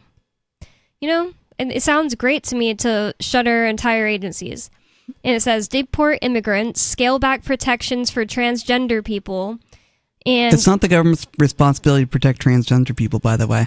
Yeah, I wonder what they mean by that. It's clickable, so it says, under new Trump administration, this year's Transgender Day of Visibility has a different tenor, but I'm not sure what that means that Trump did. It says, trying to remove them from the military. I know that hasn't been accomplished yet, even though somehow he did it before. Erasing mention of transgender people on government websites and passports. And he made to where official documents have to say your biological sex instead of your gender identity. So I guess that's all they're really pointing to. So those are some of the things they're mad about, but there's more. Oops, I clicked back on the transgender one. Oh, actually I have to click back. There we go. It says they're also mad about Trump cutting funding for health programs. And, you know, it's not the government's responsibility for you to be healthy either. I really wish that they would just get out of the whole business. Me too, but unfortunately, they're not. People want a big babysitter, and the babysitter for them is the government. Yep. I'd like to see him actually do something about the Department of Education. I'm surprised that wasn't listed as one of their grievances, but apparently it seems like he hasn't actually done anything. Like it was like something that will like scale back year by year, and it can just all be undone by the next administration. Yep. Says Musk, a Trump advisor who owns Tesla, SpaceX, and the social media platform X, Twitter, has played a key role in the downsizing as the head of the newly created Department of Government Efficiency. He says he is saving taxpayers billions of dollars. The thing is, like, even people who believe taxation is not theft and that we need it to help the downtrodden, why would they be upset with cutting things that don't actually help anyone and still take tax dollars? It's like it's showing their true colors that they actually just want to tax you for anything they want to use the money for. Yeah. That's what, I mean, like, people who believe in taxes have all kinds of stupid things that they will say to justify it. Like, I've seen signs on the side of the road that say, like, if I pay my taxes, you have to pay yours. Yeah. That's all. Slave on slave violence. That's Yeah. what it is. We're all in the Jones plantation. And on the defense of taxes argument, I've noticed the condition of the roads getting a lot worse lately. If they're taxing us for the roads, why aren't they improving them? Well, that's the number one argument on why we need government. Who would fix the roads, right? And the government's terrible at fixing the roads. Yep, there was that year that I think Domino's fixed the roads for people better than the government. Yeah. Oh, that was fantastic. Was it Domino's? It was I think Domino's, so, yeah. Not Little Caesars? Nope, it was Domino's. Oh, okay. And the government did not like that very much at all. Yep. That only lasted, I swear that only lasted a month and it was gone. Wow. Yeah, that's really messed up. That if somebody else can do it better, they're just going to put a stop to it instead of saying, hey, it looks like these people are doing that better. We might as well privatize this or something. So it says, they're talking about Musk, and it says, Kelly Robinson, president of the Human Rights Campaign Advocacy Group, criticized the administration's treatment of the LGBTQ plus community at the rally at the National Mall, where Democratic members of Congress also took the stage. She said, the attacks that we're seeing, they're not just political, they are personal, y'all. I wonder if she's actually from a place where she says y'all, or she's just one of these internet y'allers. Who knows? She said, they're trying to ban our books. They're slashing HIV prevention funding. They're criminalizing our doctors, our teachers, our families, and our lives. We don't want this America, y'all, Robinson added. We want the America we deserve, where dignity, safety, and freedom belong not to some of us, but to all of us. Wait, how can you be free and safe at the same time? Isn't freedom risky? That's what I want to know.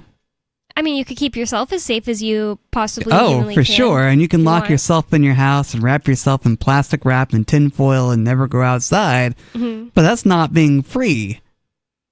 I'm pretty sure if you wrap yourself with plastic wrap, you're going to suffocate, Riley, and that's dangerous. It is dangerous. That's why you don't wrap yourself in plastic wrap and tinfoil. I guess you could use the tin foil to create a tube and just breathe through that, and then you're completely safe. Yep. Safe inside your own house. So the thing is that the government shouldn't be in charge of our safety or freedom. Yeah. People in their communities should be in charge of their own safety and freedom. The other day I was at a little grocery store in Manchester, and there was some crazy lady outside, and she was doing this thing that a lot of people do for a scam. I'm not sure that she was scamming, because I personally didn't talk to her at all. But she approached my group of friends while I had walked away to let my dog pee. My dog pee. And she was doing this thing like, my car, blah, blah, blah. I just need some assistance. If I can just use... And they were just ignoring her and walked away. And I was like, there's a crazy lady outside when I met back up with them. And one of them was not open carrying, but concealed carrying.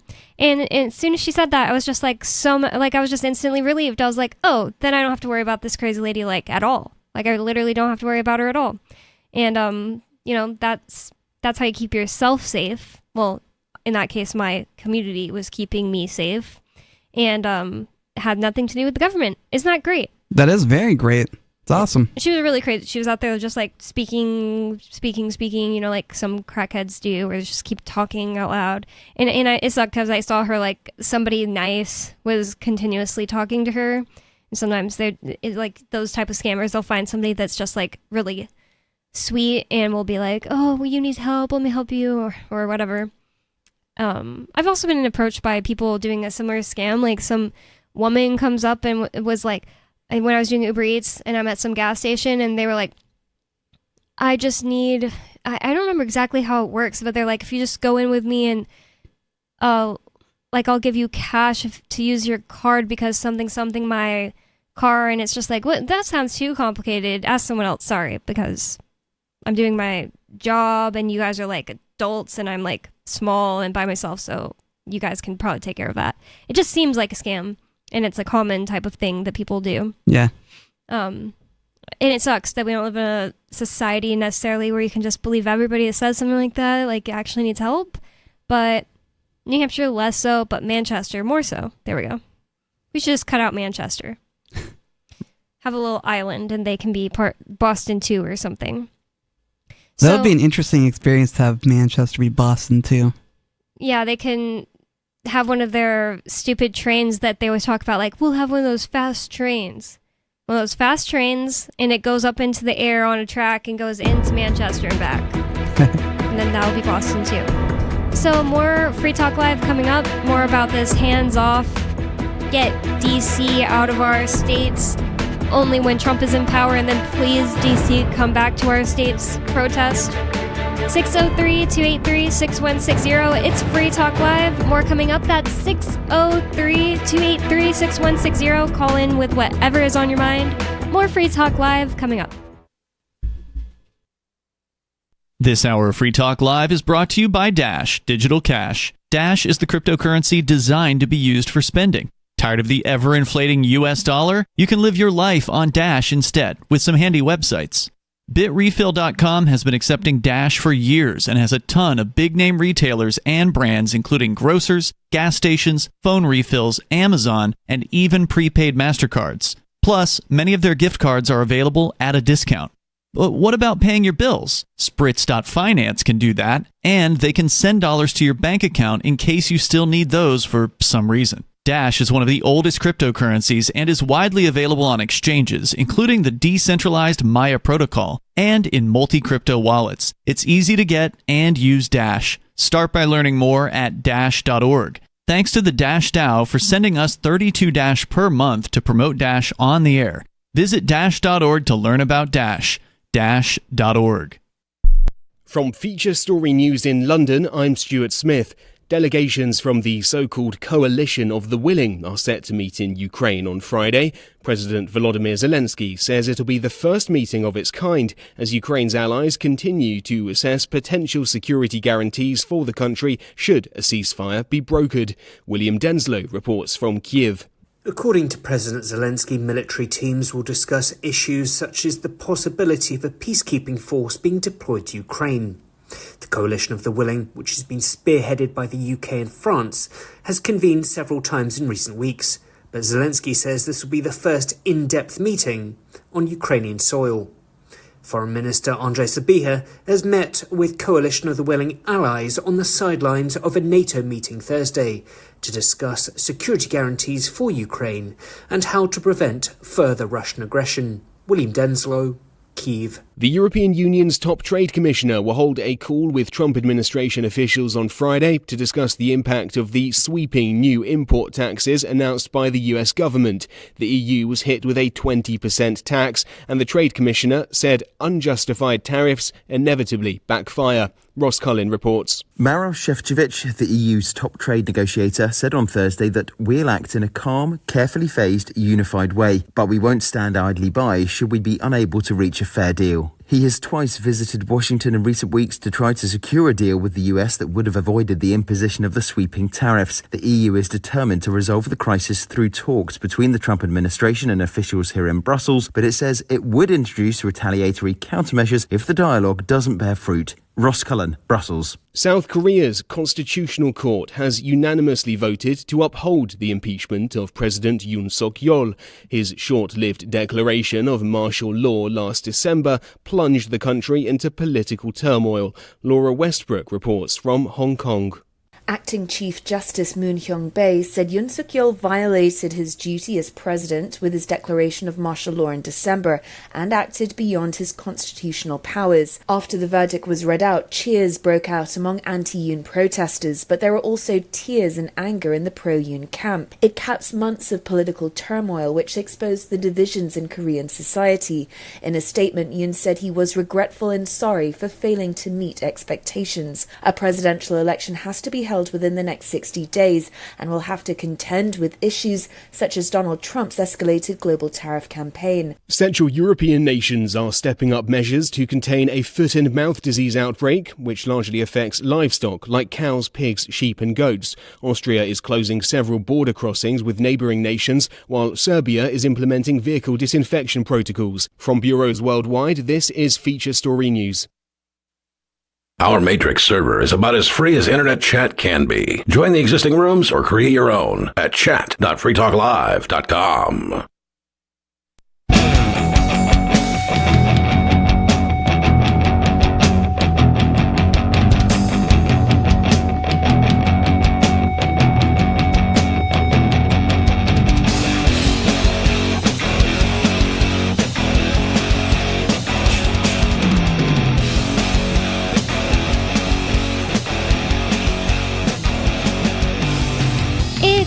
Talk Live, talk radio that you control, and 603-283-6160 is the phone number. That's 603-283-6160. You can call in with whatever's on your mind.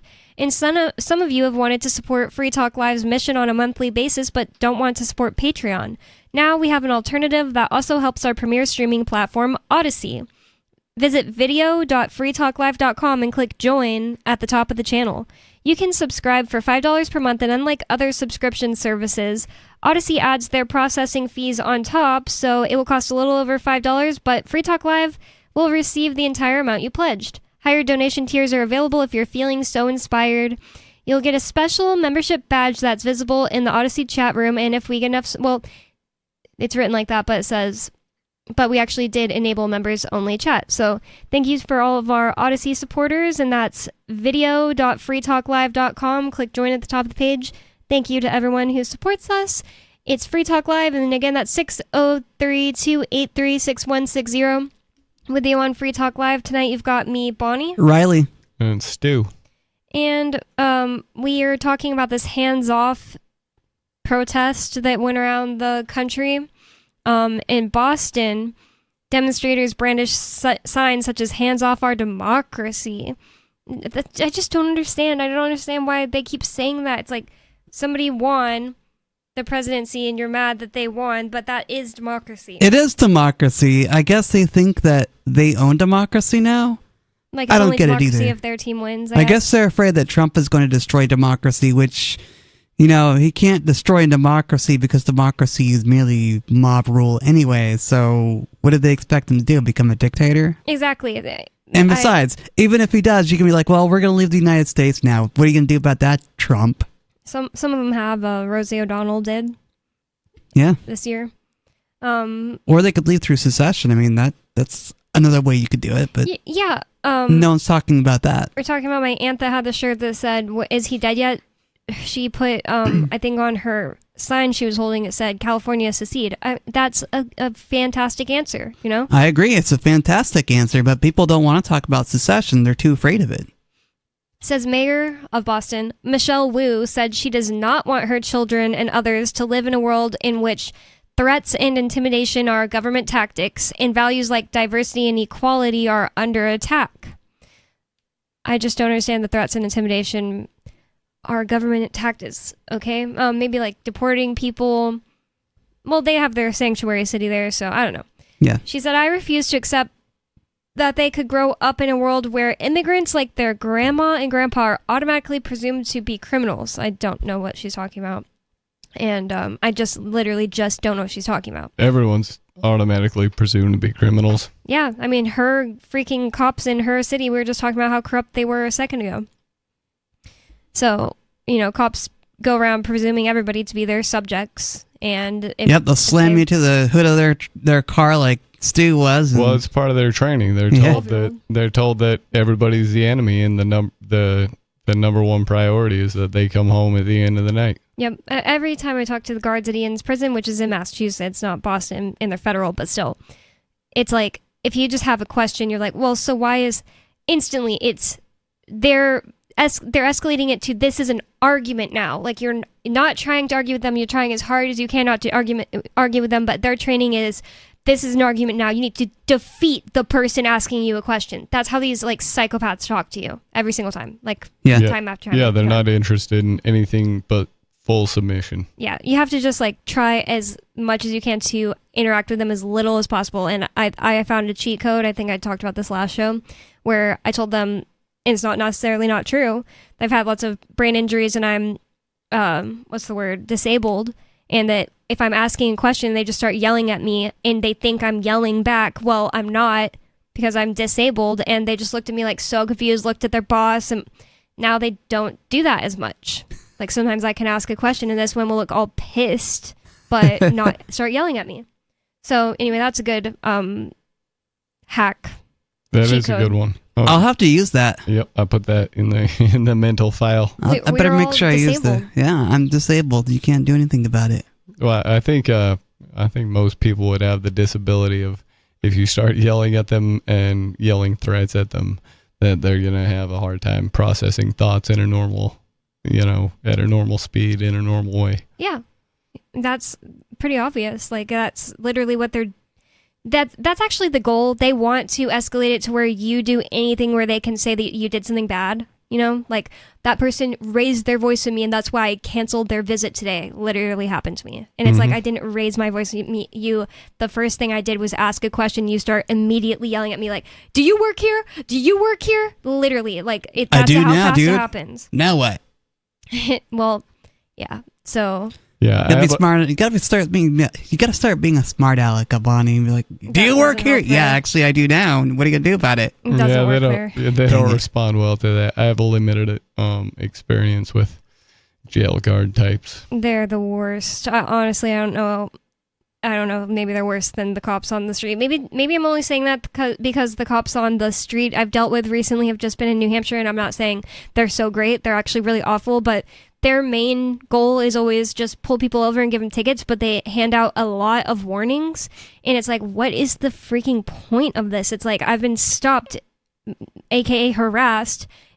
I've been forced to stop driving forward when I wish to drive forward 10 times in 6 months for going a little bit over the speed limit that this person who has no actual authority over me dislikes, and when I'm moving completely safely in a way that nobody else is in danger of my vehicle, and they stop me just to tell me, look at my stuff for a while, walk back to their car, come back and give me a warning. It's like, what is the point? Seriously, what is the point? Like, they're just fishing. It's profiling. They're just looking for anything that they can, anything higher level than you didn't use your blinker. Yeah, I think that's right. It's weird too, because like there are a lot fewer drug arrests too. So like, honestly, what is the main thing they're actually like getting people on anymore? Like, so weird. They can't pull you over for not wearing a seatbelt. They can't give you a ticket for not wearing a seatbelt. I don't know. I wonder if part of their quota is just having a certain amount of stops, whether they write tickets or not. That's probably it. And it's really annoying. And it's like, I think that like their chiefs would probably say that it makes it look like they're safe. Like, people aren't speeding here because we pull them over at this rate. And honestly, honestly, all it does is make me feel less safe. It makes me feel like there are people who will stop me in my travels and they have guns and I'm not allowed to even move too quick when they're talking to me, and they could flip on a dime if they don't like my attitude. And and not only that, but half the time traffic stops create a distraction and unsafe driving conditions anyways. That's so true. There's always traffic stops on the side of the road I have to drive past, and I'm like, wow, I seriously feel like I can't even see when I'm driving past these. Oh, I almost said it. These people, these pigs, when they have their lights on full blast when they're just on the side of the road. Get increasingly more blinding every year, it seems like. And it's like some people have epilepsy, and they can be a passenger. Like, maybe people with epilepsy aren't supposed to drive. I don't know, but they can be a passenger, and then, well, they're gonna start driving straight to the hospital because this cop you already have them pulled over. Just leave your headlights on. They're not gonna drive away just because they're like, oh, the lights weren't on. That doesn't happen. So yeah, traffic stops are dangerous and don't make you any more safe. So that was the mayor. I think Wendy. Oh wait, no, it's Michelle Wu. I almost said I think Wendy Wu. That's a actress. But anyways, the mayor of Boston, that's what she was saying, says Roger Broom, 66, a retiree from Delaware County, Ohio, was one of hundreds who rallied at the State House in Columbus. He said he used to be a Reagan Republican, but has been turned off by Trump. He's tearing this country apart, Broom said. It's just an administration of grievances. Hundreds of people also demonstrated in Palm Beach Gardens, Florida, a few miles from Trump's golf course in Jupiter. That's a funny name. Where he spent the morning at the club's Senior Club Championship. People lined both sides of PGA Drive, encouraging cars to honk and chanting slogans against Trump. They need to keep their hands off our Social Security, said Archer Moran. It's just so sad. It's like when I see the French people and they do these protests all the time, and it's like, whoa, they're really protesting, they're throwing trash at government buildings, and you find out it's literally just because they're like, we want more money from the government. That's a huge thing in France, happens like every year. Wow, yeah. That's exactly what this is. Like, we're protesting right in front of Trump. Heck yeah, we're so BA, we're awesome. We're so brave, we're stunning and brave. We're asking for more money from the government. Yeah, but that's awesome. It's like, oh, these people just don't know what it's like to actually be like actual like counterculture, actually making a change in society, not doing anything that, is expected of them, and making their own money. I wonder when that person says they used to be a Ronald Reagan Republican, like, does that mean they were okay with like Iran-Contra and CIA drug running? What's Iran-Contra?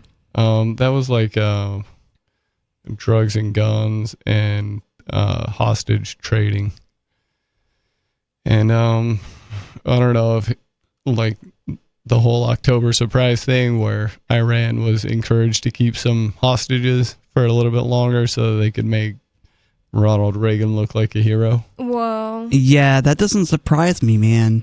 So I wonder if that's like the kind of stuff that was better about Reagan than Trump.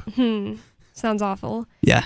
That guy Henry Kissinger kept Vietnam going for longer just for some kind of political end. I forget what it was exactly. I think it was to make Johnson look good. So it sounds really similar to what you're saying. Yeah, same type of thing. Yeah. We'll just keep this horrible thing going on longer for some political end. It's like, these people are not good people. It says, so he said that they need to keep their hands off our Social Security. And it's just like, that's just the MLM people at the top who want to get their payout and do not care that the people at the bottom aren't going to get their payout. That's the Social Security crowd.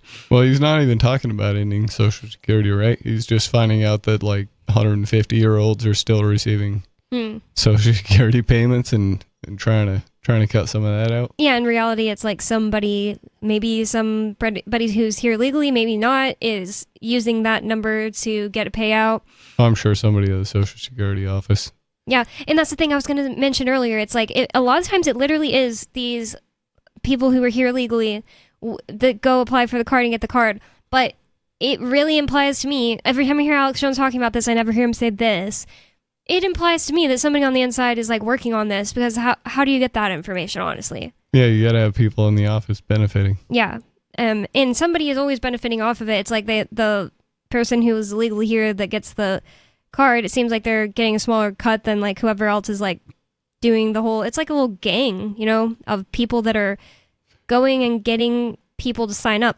And it's so crazy. Somebody that has called in before wrote a letter to Ian, and she lives in Europe. I won't say who or whatever, all the details about it, but she got caught up in this similar scheme where she was a migrant into France legally, and she got asked by a house of gypsies to live in that house but go apply for like refugee status, and basically they were like making her live in horrible conditions, and like when she got the refugee status they were taking a big cut. They like told her how to apply and stuff, and maybe she wasn't like normally supposed to be able to apply, but once they put her up in this horrible gypsy house then she could, and it's like, it's a similar thing. It's like those people are kind of victims too. So I'm not like being here like, oh, these horrible immigrants, look what they're doing to our system. It's like these people running the game. They're using those people. They need somebody to be the human being that walks into the office and applies. And it's creepy. And you would only think that you would want, this is the thing about the left, is like you would think that they would want those people not being taken advantage of anymore. And then they would be like, hey, wait, let me think about it. Why don't we make some laws where people don't need Social Security numbers to like work at a freaking restaurant, and then people won't be inspired to go get these fake Social Security numbers. They won't be being taken advantage of, and there won't be this extra money being getting by someone, and we don't really know who. Maybe Elon Musk does, I don't know. But yeah, they're not like threatening to take some old guy's Social Security away.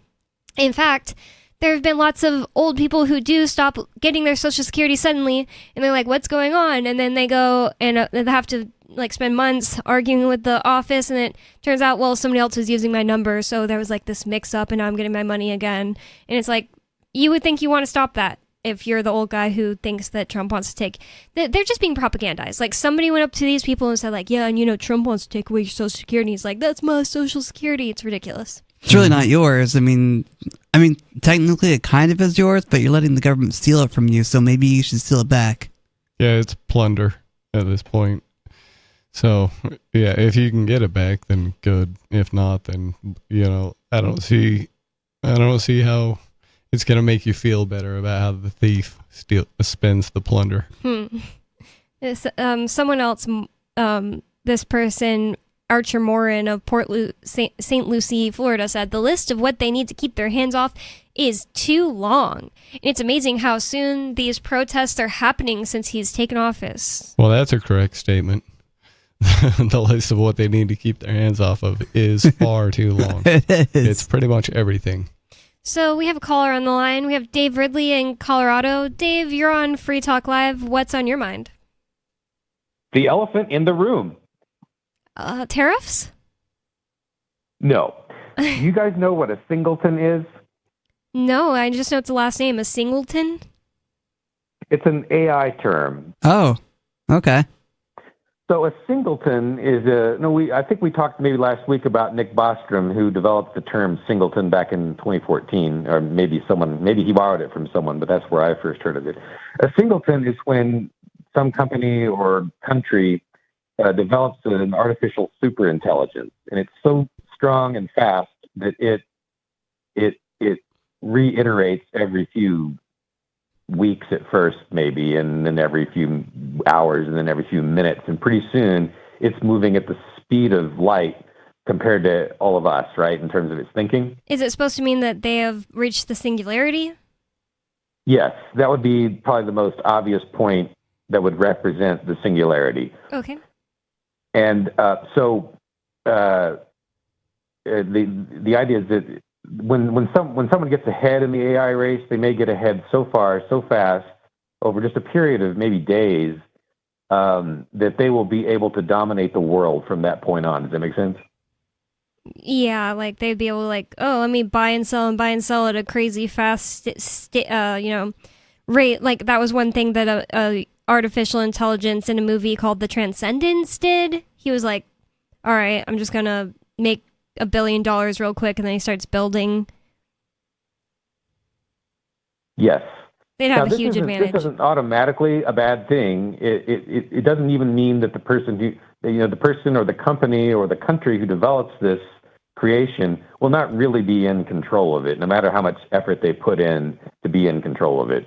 It will go off on its own, basically. Its own direction, and how bad or good the programming is will determine whether or not it wipes us all out or makes our lives better. It's kind of not fair that I have to live on the same planet as these people who want to play around with everyone else's lives. Well, if you were the person who had the ability to make this, would you really avoid making it? Because yeah, someone else is going to make it, and they're going to make it with no freedom in mind, and possibly. So I don't know what that's supposed to mean, considering that you just said this thing won't be able to be controlled. Right. Artificial superintelligence is probably not controllable. So yeah, the thing is that most of the people who are developing it are looking and they're saying, well, if it's going to be developed, I'd rather that I develop it than somebody else, right? Mm-hmm. I see what So you're saying. there are some people who are working on this who are not completely untrustworthy. Elon Musk is one of them. He's not terrible. He could be worse. And I don't particularly fear Sam Altman from ChatGPT. But the problem is, and this is the elephant in the room, apparently China has taken the lead on this stuff, and it's starting to look likely that they'll get there first. Does that make sense? Are you more afraid of China than Trump? Because I'm not necessarily. I mean, I said Trump, I meant to say Elon Musk. It's complicated because obviously the Chinese government has a much better foreign policy record than the United States.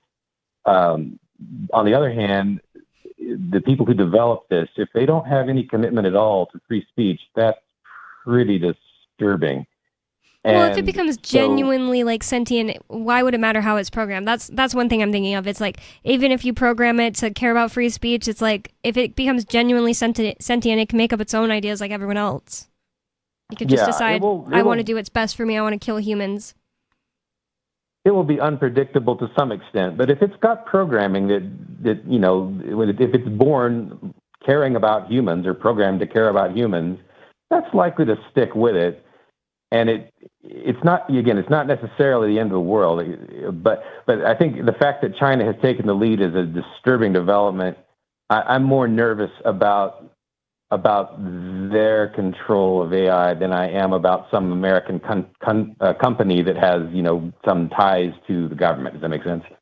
I honestly don't understand why. I understand what you're saying. I don't understand why, because I don't feel any more safe with I keep saying Trump, with Elon Musk in charge of it. He's already done things that I've found sketchy. Yeah, he's appears to be a technocrat. And he's a transhumanist. I'm not into that. Yeah.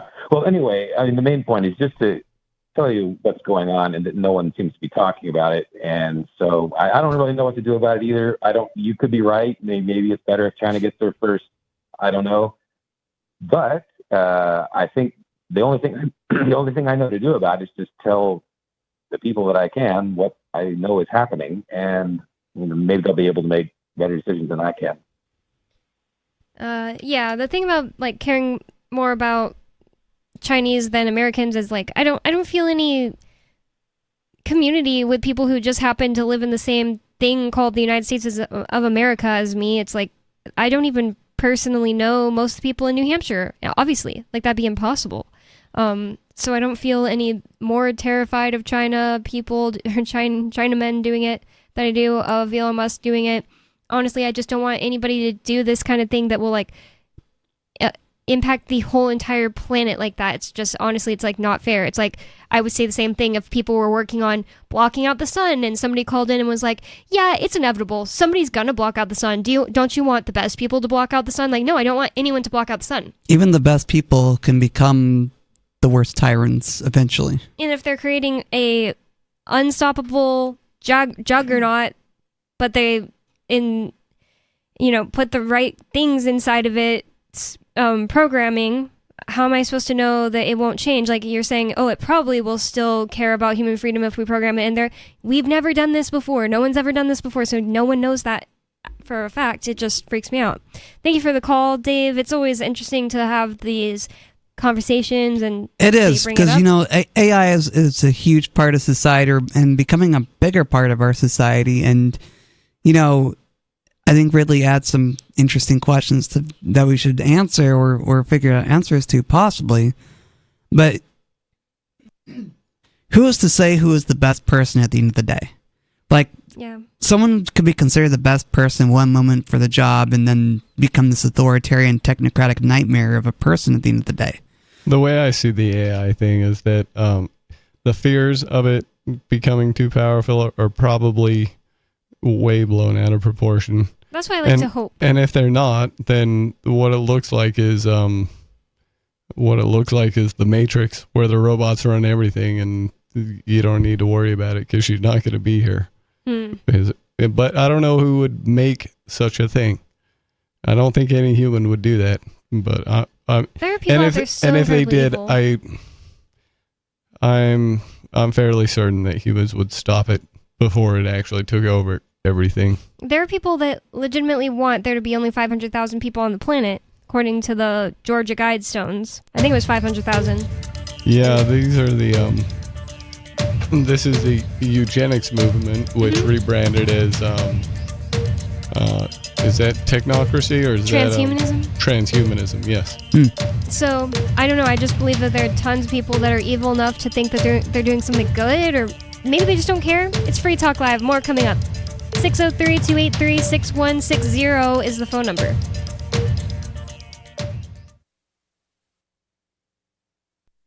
On Free Talk Live, we're bringing people to the ideas of liberty every day. From wrestling superstars like Glenn Jacobs. You guys really are having an impact, I believe. Like I said, a lot of where I am now is due to listening to Free Talk Live. You changed my mind on some very important issues years ago. To random people tuning in on the radio.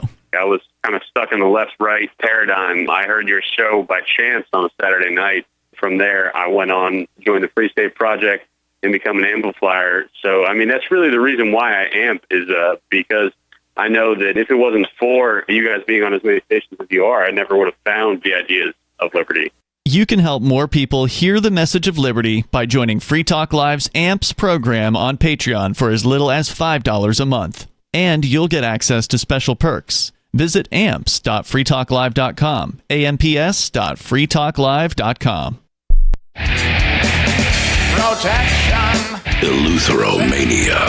The insatiable desire for freedom. Filibuster. Holy state. It's the new 3-song heavy metal EP from Captain Kickass.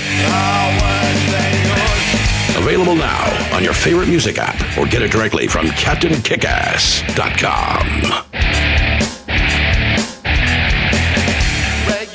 If you want to know the latest about Free Talk Live before we go on the air, all you need to decide is how you want it delivered. It's your choice. Visit news.freetalklive.com to receive our usually weekly news updates by email. Plus, we have a Twitter account at twitter.freetalklive.com, and you can follow us on the decentralized Mastodon platform at toot.freetalklive.com. So please follow us at toot.freetalklive.com and sign up for our emails at news.freetalklive.com. You're listening to the live edition of Free Talk Live. Hour number 3 is next after the news here on the Liberty Radio Network at LRN.FM. From Feature Story News in Washington, I'm Caroline Malone with the Week in Review. The Trump administration is defending its announcement of sweeping global tariffs as US trading partners retaliate. Markets have plunged since President Donald Trump announced the duties at a base rate of 10%, but much higher for many of 100-plus countries.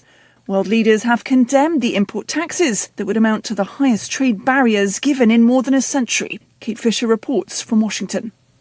Most economists predict the effects won't be limited to the financial markets, but will also raise prices for consumers and businesses. But administration officials like Commerce Secretary Howard Lutnick defended the tariffs, saying they would create manufacturing jobs at home and open up export markets abroad. You're going to see American production start to rise and finally be fair. The tariffs comprise a 10% baseline tax on all imports, as well as higher duties on some of the US's biggest trading partners. Kate Fisher, Washington.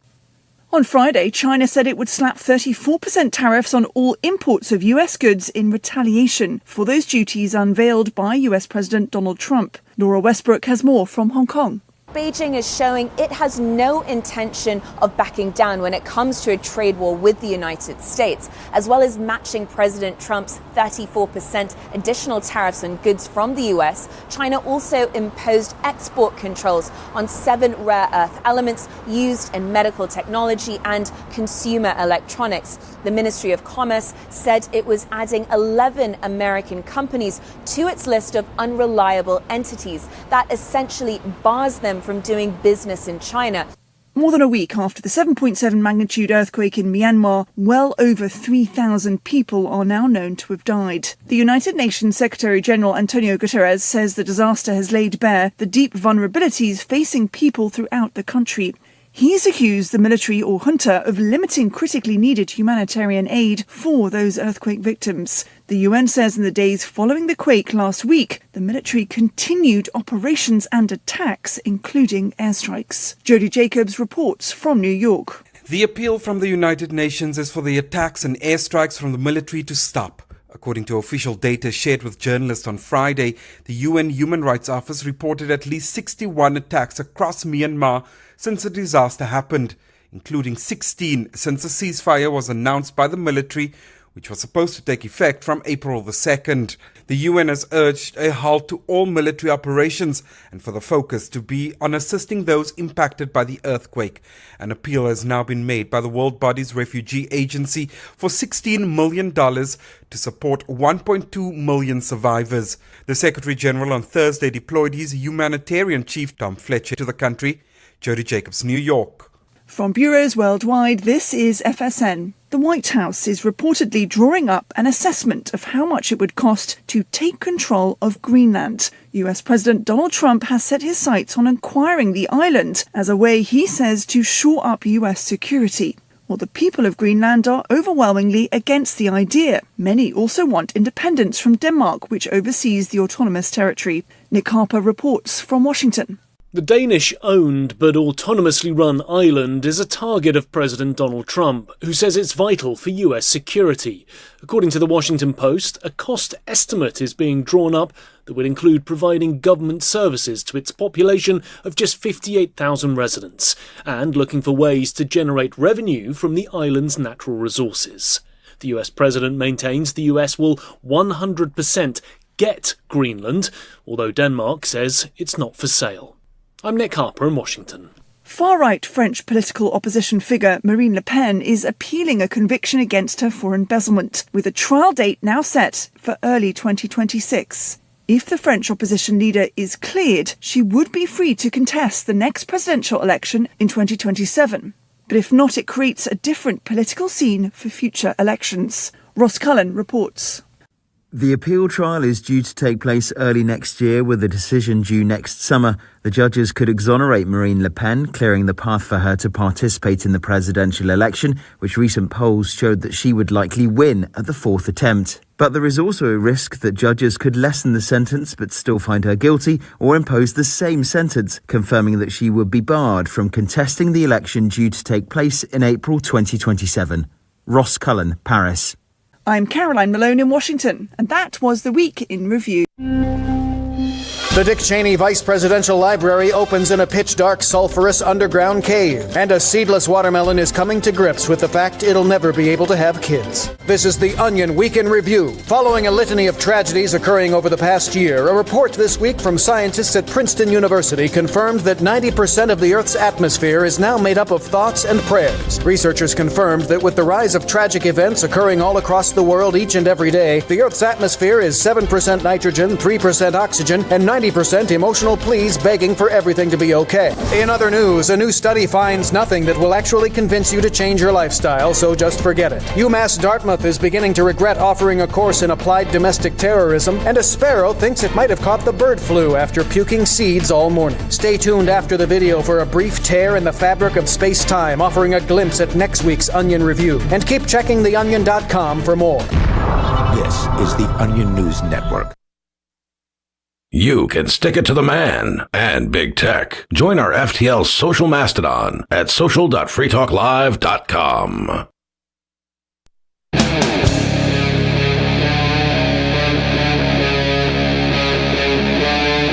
Free Talk Live.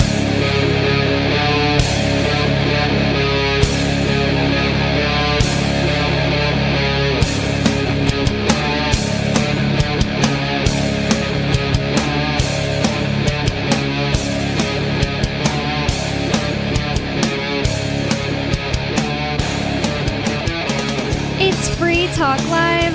It's talk radio that you control, and 603-283-6160 is the phone number. That's 603-283-6160. Are you tired of the oppressive rules and moderation of the big tech social media sites? Our Mastodon server at social.freetalklive.com can set you free. Mastodon is free, open source, decentralized, and federated. Multiple apps are available for iOS, Android, Windows, Mac, and Linux. Social.freetalklive.com. And with you on Free Talk Live tonight, you've got me, Bonnie. Riley. And Stu. And Riley brought in this story from The Guardian. It says, federal judge rules return of Maryland man. So apparently a robed man says that another man has to be returned. Yeah, so the ICE, or I don't know, the United States, they deported this man from Maryland, and a federal judge has ruled that he has to be returned already. Oh, and he got sent to the El Salvador prison. Ooh. Not good, not a good place to be. No. It says that he was mistakenly deported to El Salvador prison. So I want to know what that mistake is all about. And this is kind of the thing about Trump's promise of deporting a bunch of illegal immigrants is like, there's no way that there won't be some people slipping through the cracks that, because he said he would only deport people who are here legally and have done violent things. And I said from the beginning, there's no way that there won't be some people slipping through the cracks that they've been accused of something and never actually did it, or just straight up errors like, oh, you just are getting deported for no reason. Or profiling. Yeah, there's definitely cases of that. There was some, I think the civil rights lawyer on YouTube had a story about this man that had an accent. I don't remember where from. Like, I think it was like African. And he was in a bar in Ohio, and two off-duty cops just started beating him and said that they were doing it because he was there illegally, and he had his like papers and everything. He was there completely legally.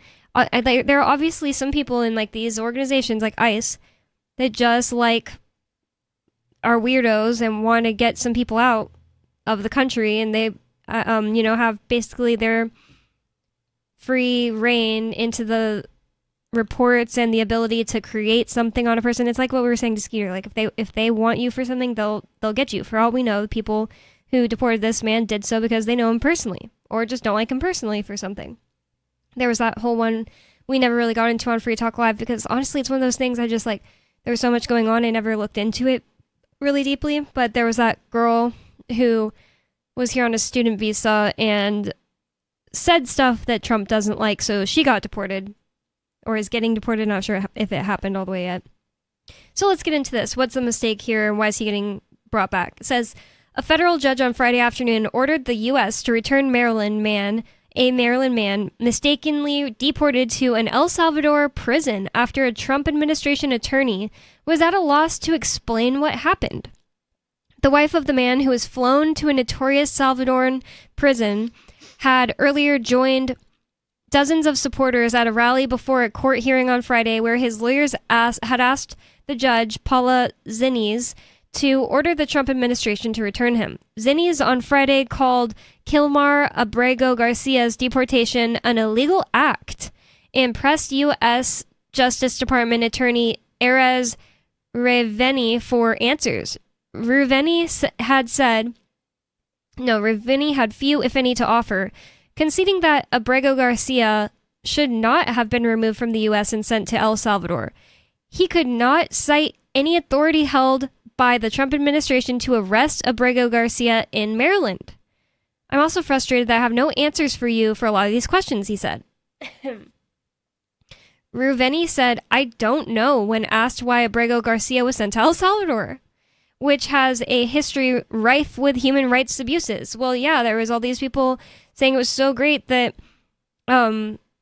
what's his name? The president there, I forgot his name right now, but the president of El Salvador, that he suspended whatever they call it there, but their version of habeas corpus in order to lock up, I think it was like 7,000 people at once.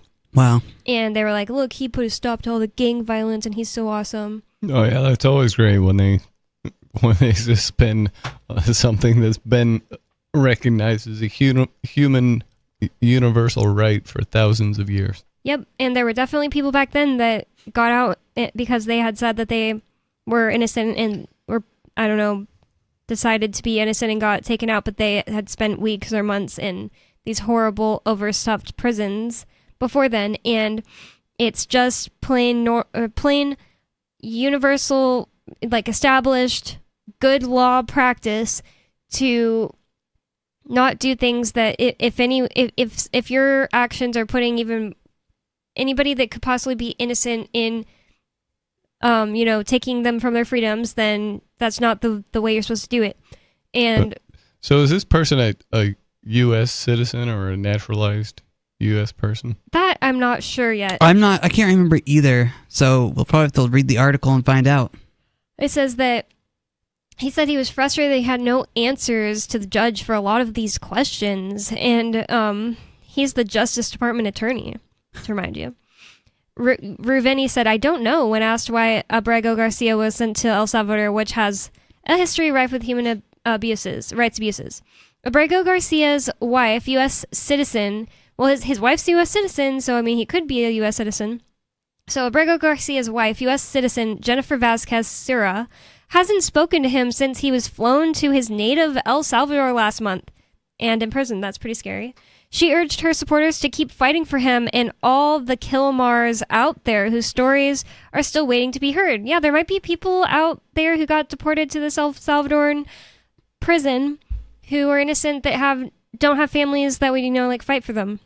Whatever happened to due process? Well, it's not going on in El Salvador still. Yeah. All.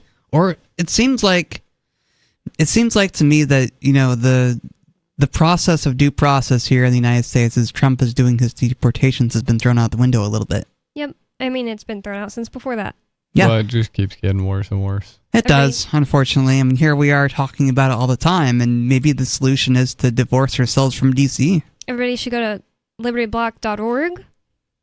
I think there's no the. It could be thelibertyblock.org, and read all Lou Axelman's book about due process that's called Presumed Guilty. That one is just like bam, bam, bam, like example after example. and it has nothing to do with Trump.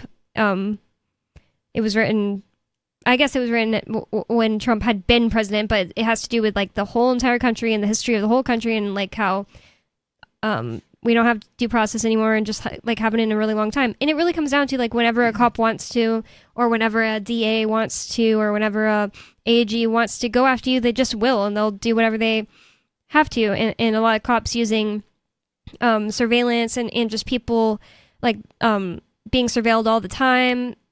It's just we really don't have due process anymore. So back to this story.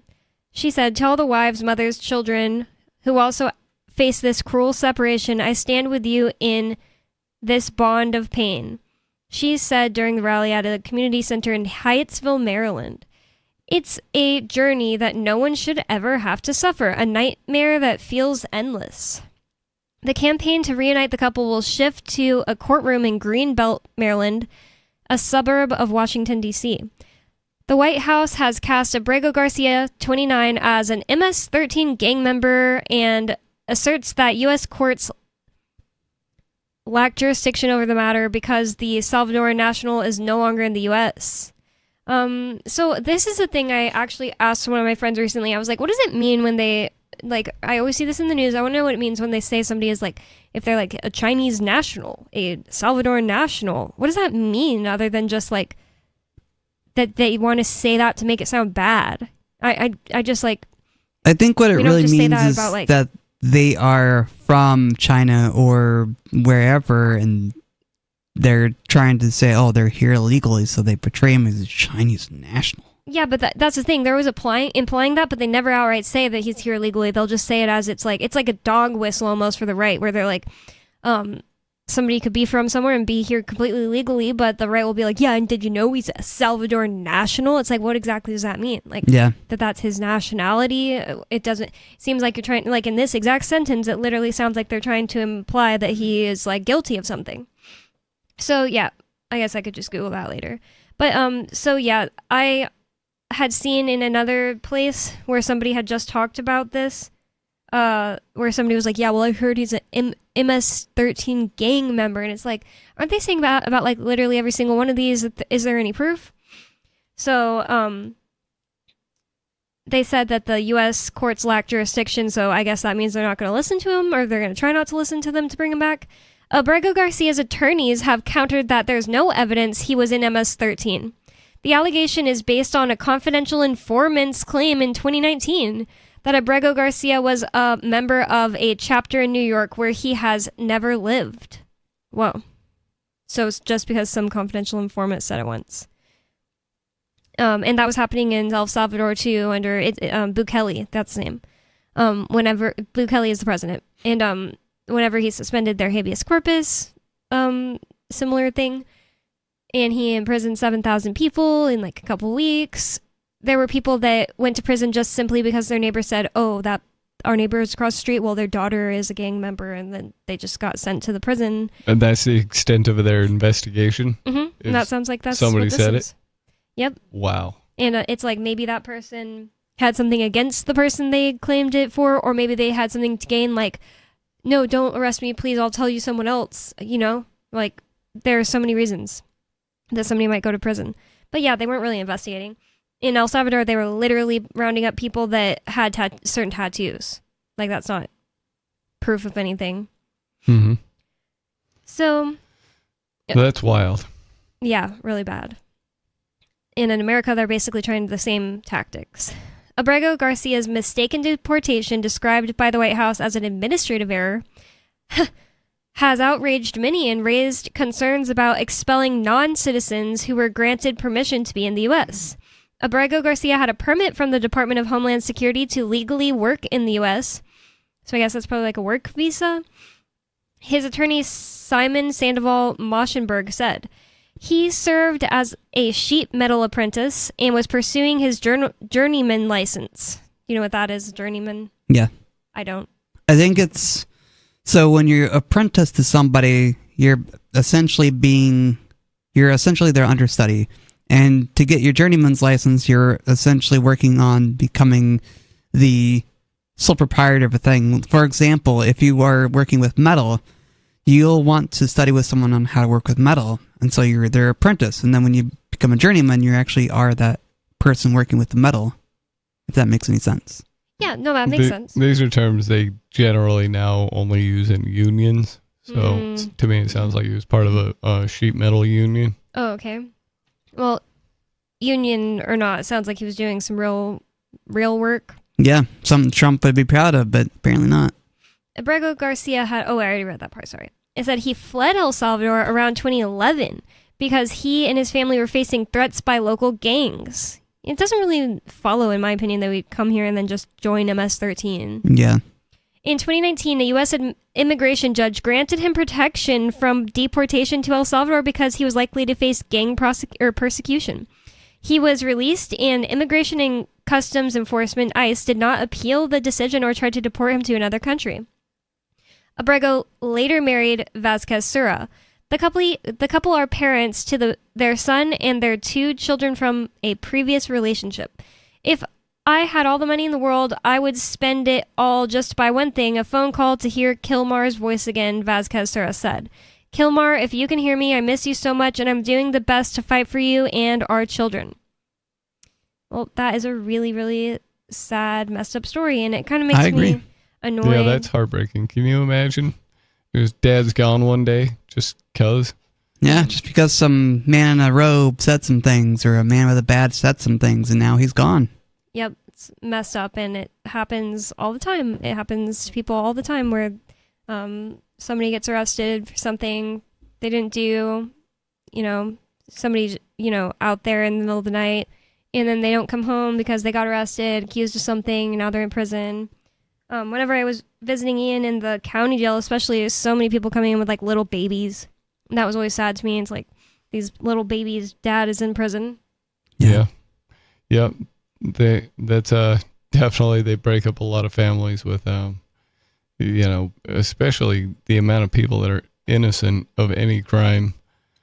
And then also the amount of people that have no victim and are just, guilty of, offending the state or something. Yeah, like most people in the county jail Ian was at were in there for like having drugs. Most people at all the places he's been to, he asks them, what they're in for, and most people are always in there for drugs. Yeah, and that's broken up families. It has. So now you've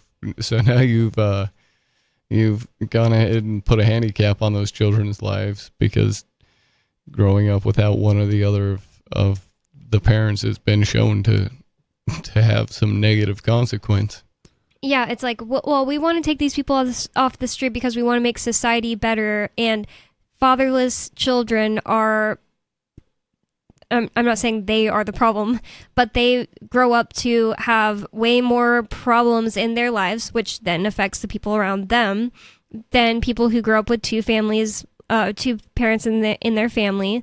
So all they're doing is inflicting something worse than, dad smoked weed, This is the problem with the war on drugs, is it separates families, and people say, we can't have people having drugs in our neighborhoods because we want our children to be safe. Well, parents, maybe you should actually teach your children correct principles. That definitely makes it sound a lot like a class thing, like it was back when marijuana was first named marijuana. And vilified. It was just a class thing. Like they didn't want the Mexicans to do it, and they were saying it would harm their children. The white people, it would harm the white children, and so they had to make it illegal. And it's honestly still the same thing now. It's like you don't want. I mean, I'm just talking about marijuana, but I'm just saying marijuana, but I really mean like all drugs. I know marijuana, when I was growing up, marijuana was illegal in Utah, but yet people were still able to find it and smoke it. So how are your magic words written on magic paper preventing teenagers from getting marijuana in Utah if it's illegal when I was growing up? Yep. I mean, I was smoking marijuana on Dugway Proving Ground daily. It's supposed to be a place that it's like locked down. They can, they're legally allowed to, what's it called, search your whole car. They put a mirror underneath it. They can legally search your body if they suspect something. And all the high schoolers I knew smoked weed on Dugway. it just isn't getting stopped. There's no stopping it. When somebody wants to smoke weed, they will. And other drugs, I don't know. They can definitely harm the people in the societies that do them, but it's like there are going to be people that do things you don't like, and you have other options of making it not affect your family. And not only that, but I think a lot less effort could be put into why do people want to do harmful drugs and fixing those problems than the whole war on drugs. Yeah, that's so much wasted effort and ruined human potential. And a huge thing people have been pointing out in the last few years is ever since 2020, when Oregon decriminalized all drugs, people will say, like, now Portland is awful. But the thing is, like, they didn't do any of the more important things first, in my opinion. They don't have legal guns, so if you feel unsafe walking around Portland and you're not legally allowed to have a gun, and you know that most people around you, if they're a good person, they're not armed, well, that's something you should have dealt with first before just making it like. The other thing is they're a huge haven for homeless, and and the welfare system is out of control there too. So so invite a whole bunch of people with no job to want to just sit around doing drugs, getting paid to do drugs, and give them like safe places to do drugs, and keep the average person from being able to defend themselves. Sounds like a recipe for disaster. I don't think it's necessarily just legalization of drugs' fault, especially considering how good places like Portugal did when they legalized all drugs. Yeah.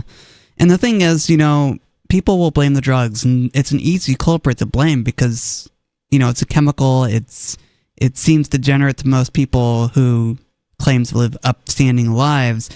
And so they'll blame the drugs without looking at other problems like welfare or, safe havens where people can just shoot up heroin willy-nilly without having to bear the consequences of it. I don't have a problem with people going to a center and shooting up heroin safely. What I have a problem with is if the government pays for it and steals money from people who don't want that sort of thing.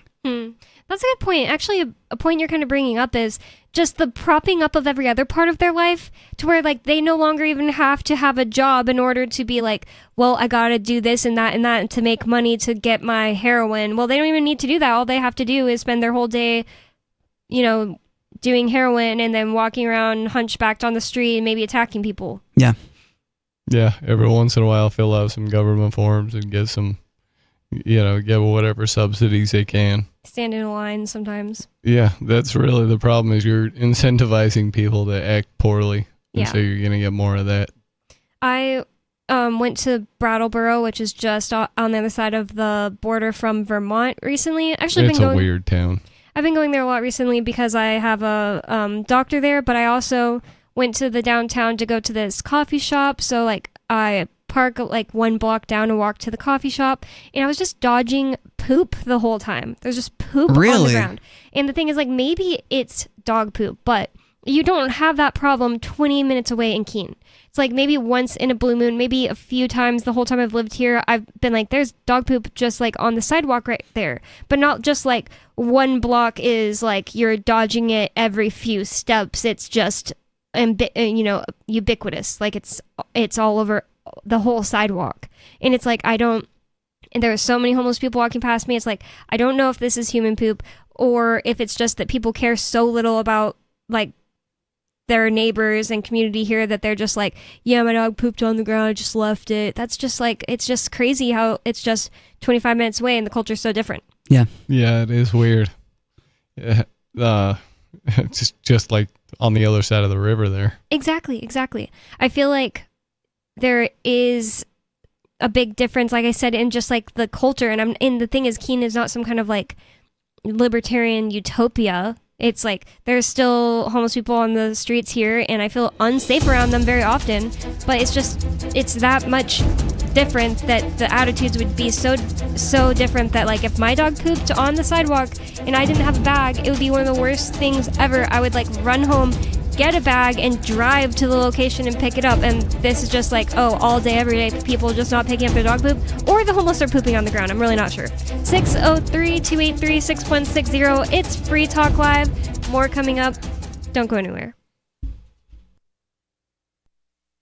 Join liberty-minded voluntarists, anarchists, and libertarians from June 13th through the 16th for the 8th annual Fork Fest at Rogers Campground in the beautiful White Mountains of New Hampshire.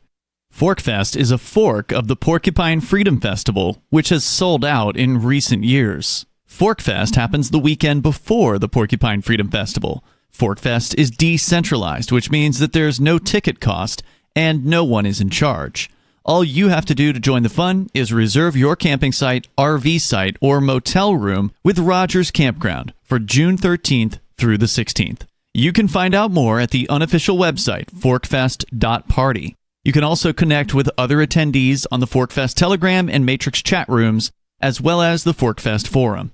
You can find links to those at forkfest.party. We hope to see you there June 13th through the 16th. Forkfest.party. From Feature Story News in London, I'm Stuart Smith. Delegations from the so-called Coalition of the Willing are set to meet in Ukraine on Friday. President Volodymyr Zelensky says it'll be the first meeting of its kind as Ukraine's allies continue to assess potential security guarantees for the country should a ceasefire be brokered. William Denslow reports from Kyiv. According to President Zelensky, military teams will discuss issues such as the possibility of a peacekeeping force being deployed to Ukraine. The Coalition of the Willing, which has been spearheaded by the UK and France, has convened several times in recent weeks, but Zelensky says this will be the first in-depth meeting on Ukrainian soil.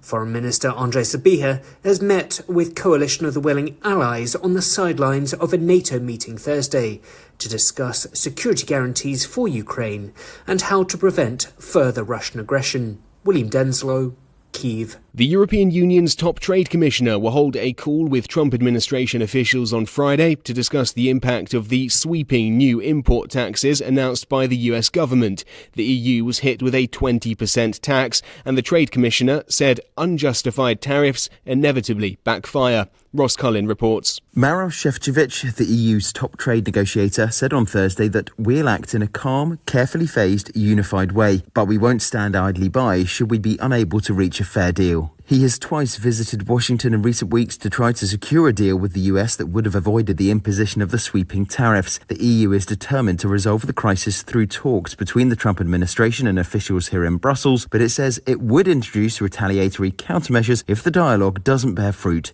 Ross Cullen, Brussels. South Korea's Constitutional Court has unanimously voted to uphold the impeachment of President Yoon Suk-yeol. His short-lived declaration of martial law last December plunged the country into political turmoil. Laura Westbrook reports from Hong Kong. Acting Chief Justice Moon Hyung-bae said Yoon Suk-yeol violated his duty as president with his declaration of martial law in December and acted beyond his constitutional powers. After the verdict was read out, cheers broke out among anti-Yoon protesters, but there were also tears and anger in the pro-Yoon camp. It caps months of political turmoil, which exposed the divisions in Korean society.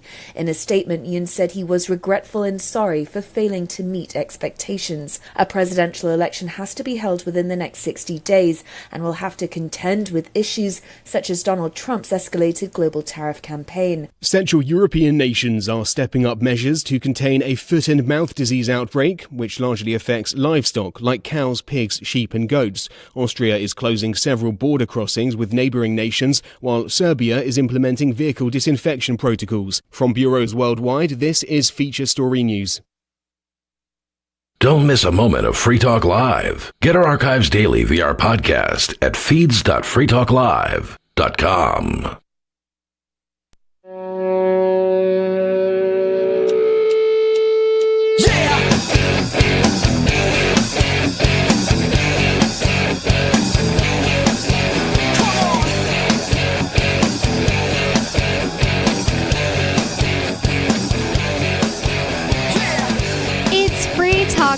Talk radio that you control. That means you can call 603-283-6160 on this last segment of the show, 603-283-6160, and bring up whatever is on your mind.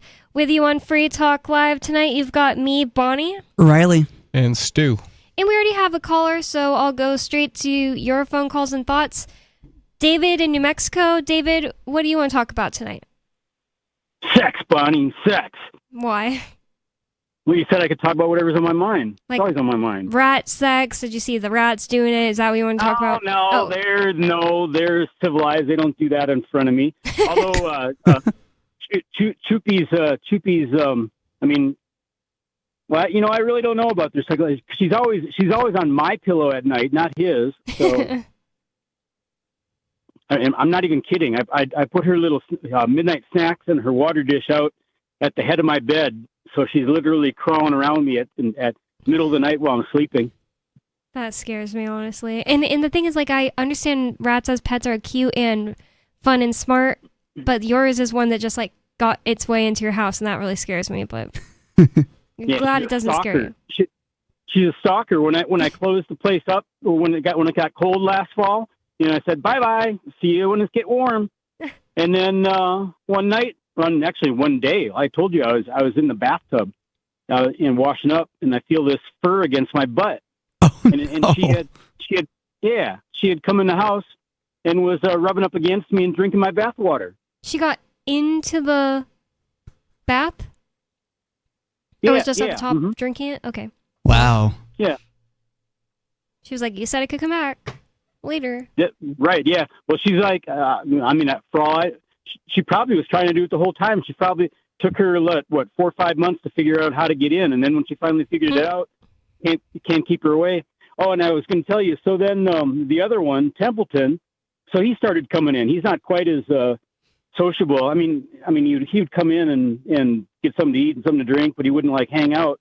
And he goes like weeks at a time between visits, whereas she's like 6 times a day, literally. Interesting. Maybe she feels safe there. What did you actually want to call about sex? What about sex? I make the ladies feel safe around here. I guess so. What did you want to say about sex, David? Nothing. It's disgusting, Bonnie. Why you always want to talk about sex? Oh my God. Sex is disgusting? You're really? the one that wanted to talk about it. No, it's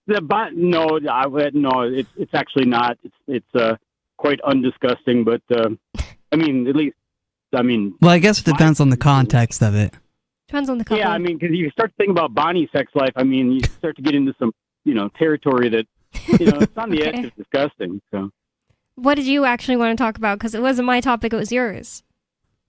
Oh, okay, busted. Nothing really. I want to talk about what you guys are talking about. Can you say sequestration, Bonnie?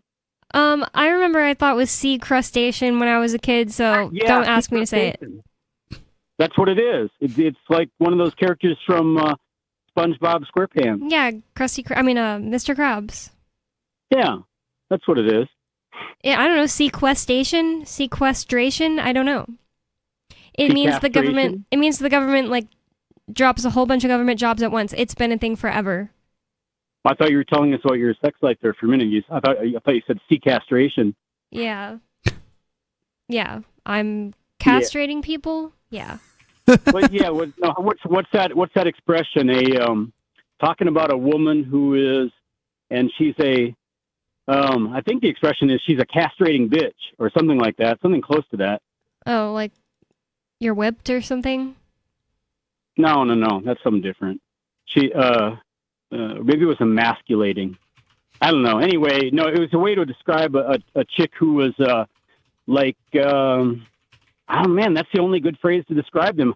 Riley, you have lots of experience with this. How would you? What would be a cinnamon? A cinnamon? For, a synonym? A cinnamon for the castrating bitch.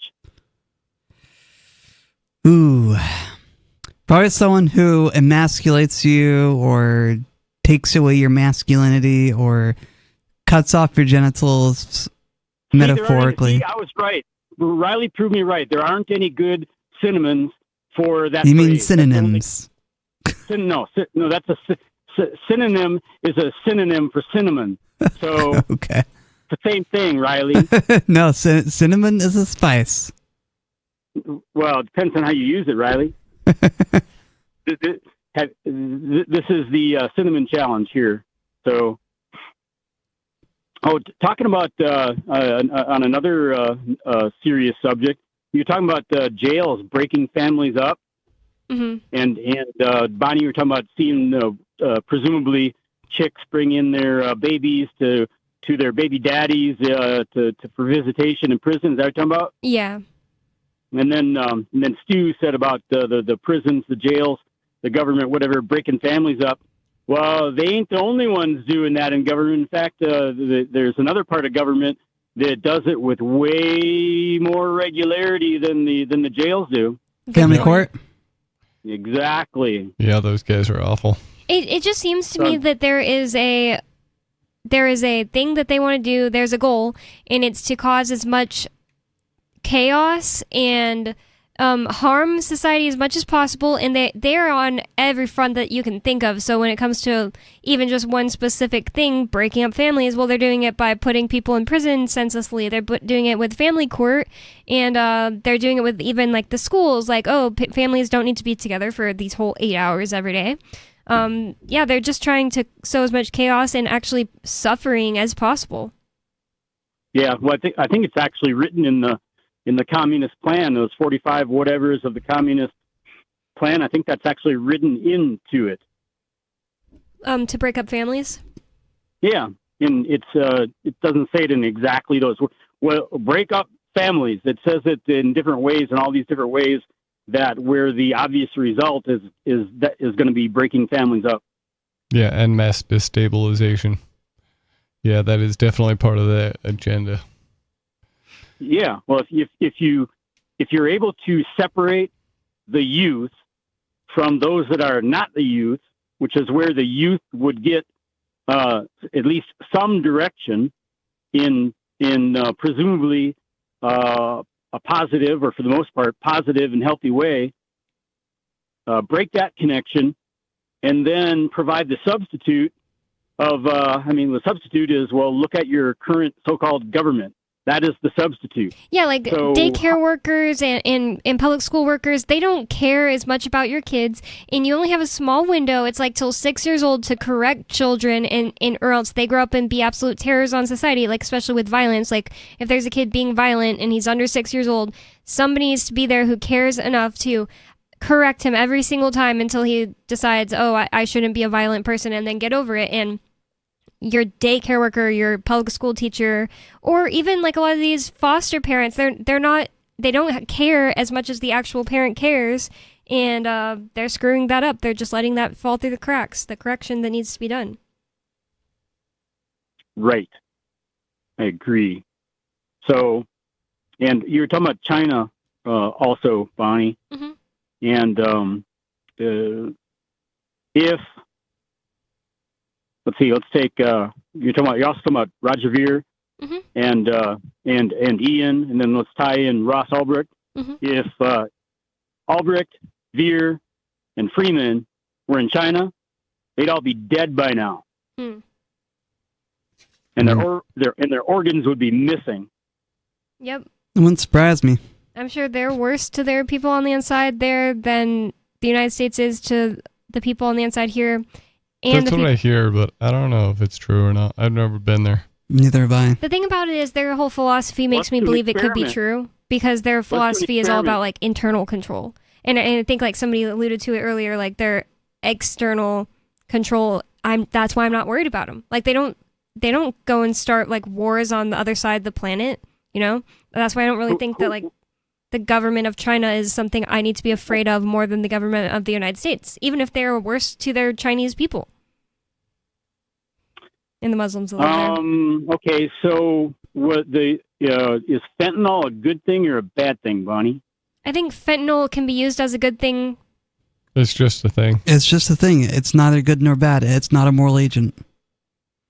How many outside of the accepted uses, or I shouldn't even say that because you guys accept street drugs. So outside of the healthcare application of fentanyl, how many deaths resulted in just in the United States on any given of the last few years from fentanyl overdoses?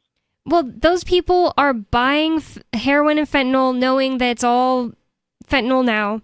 And honestly, I don't see how you can make that China's fault. I honestly believe in Where does people the fentanyl believing come in from?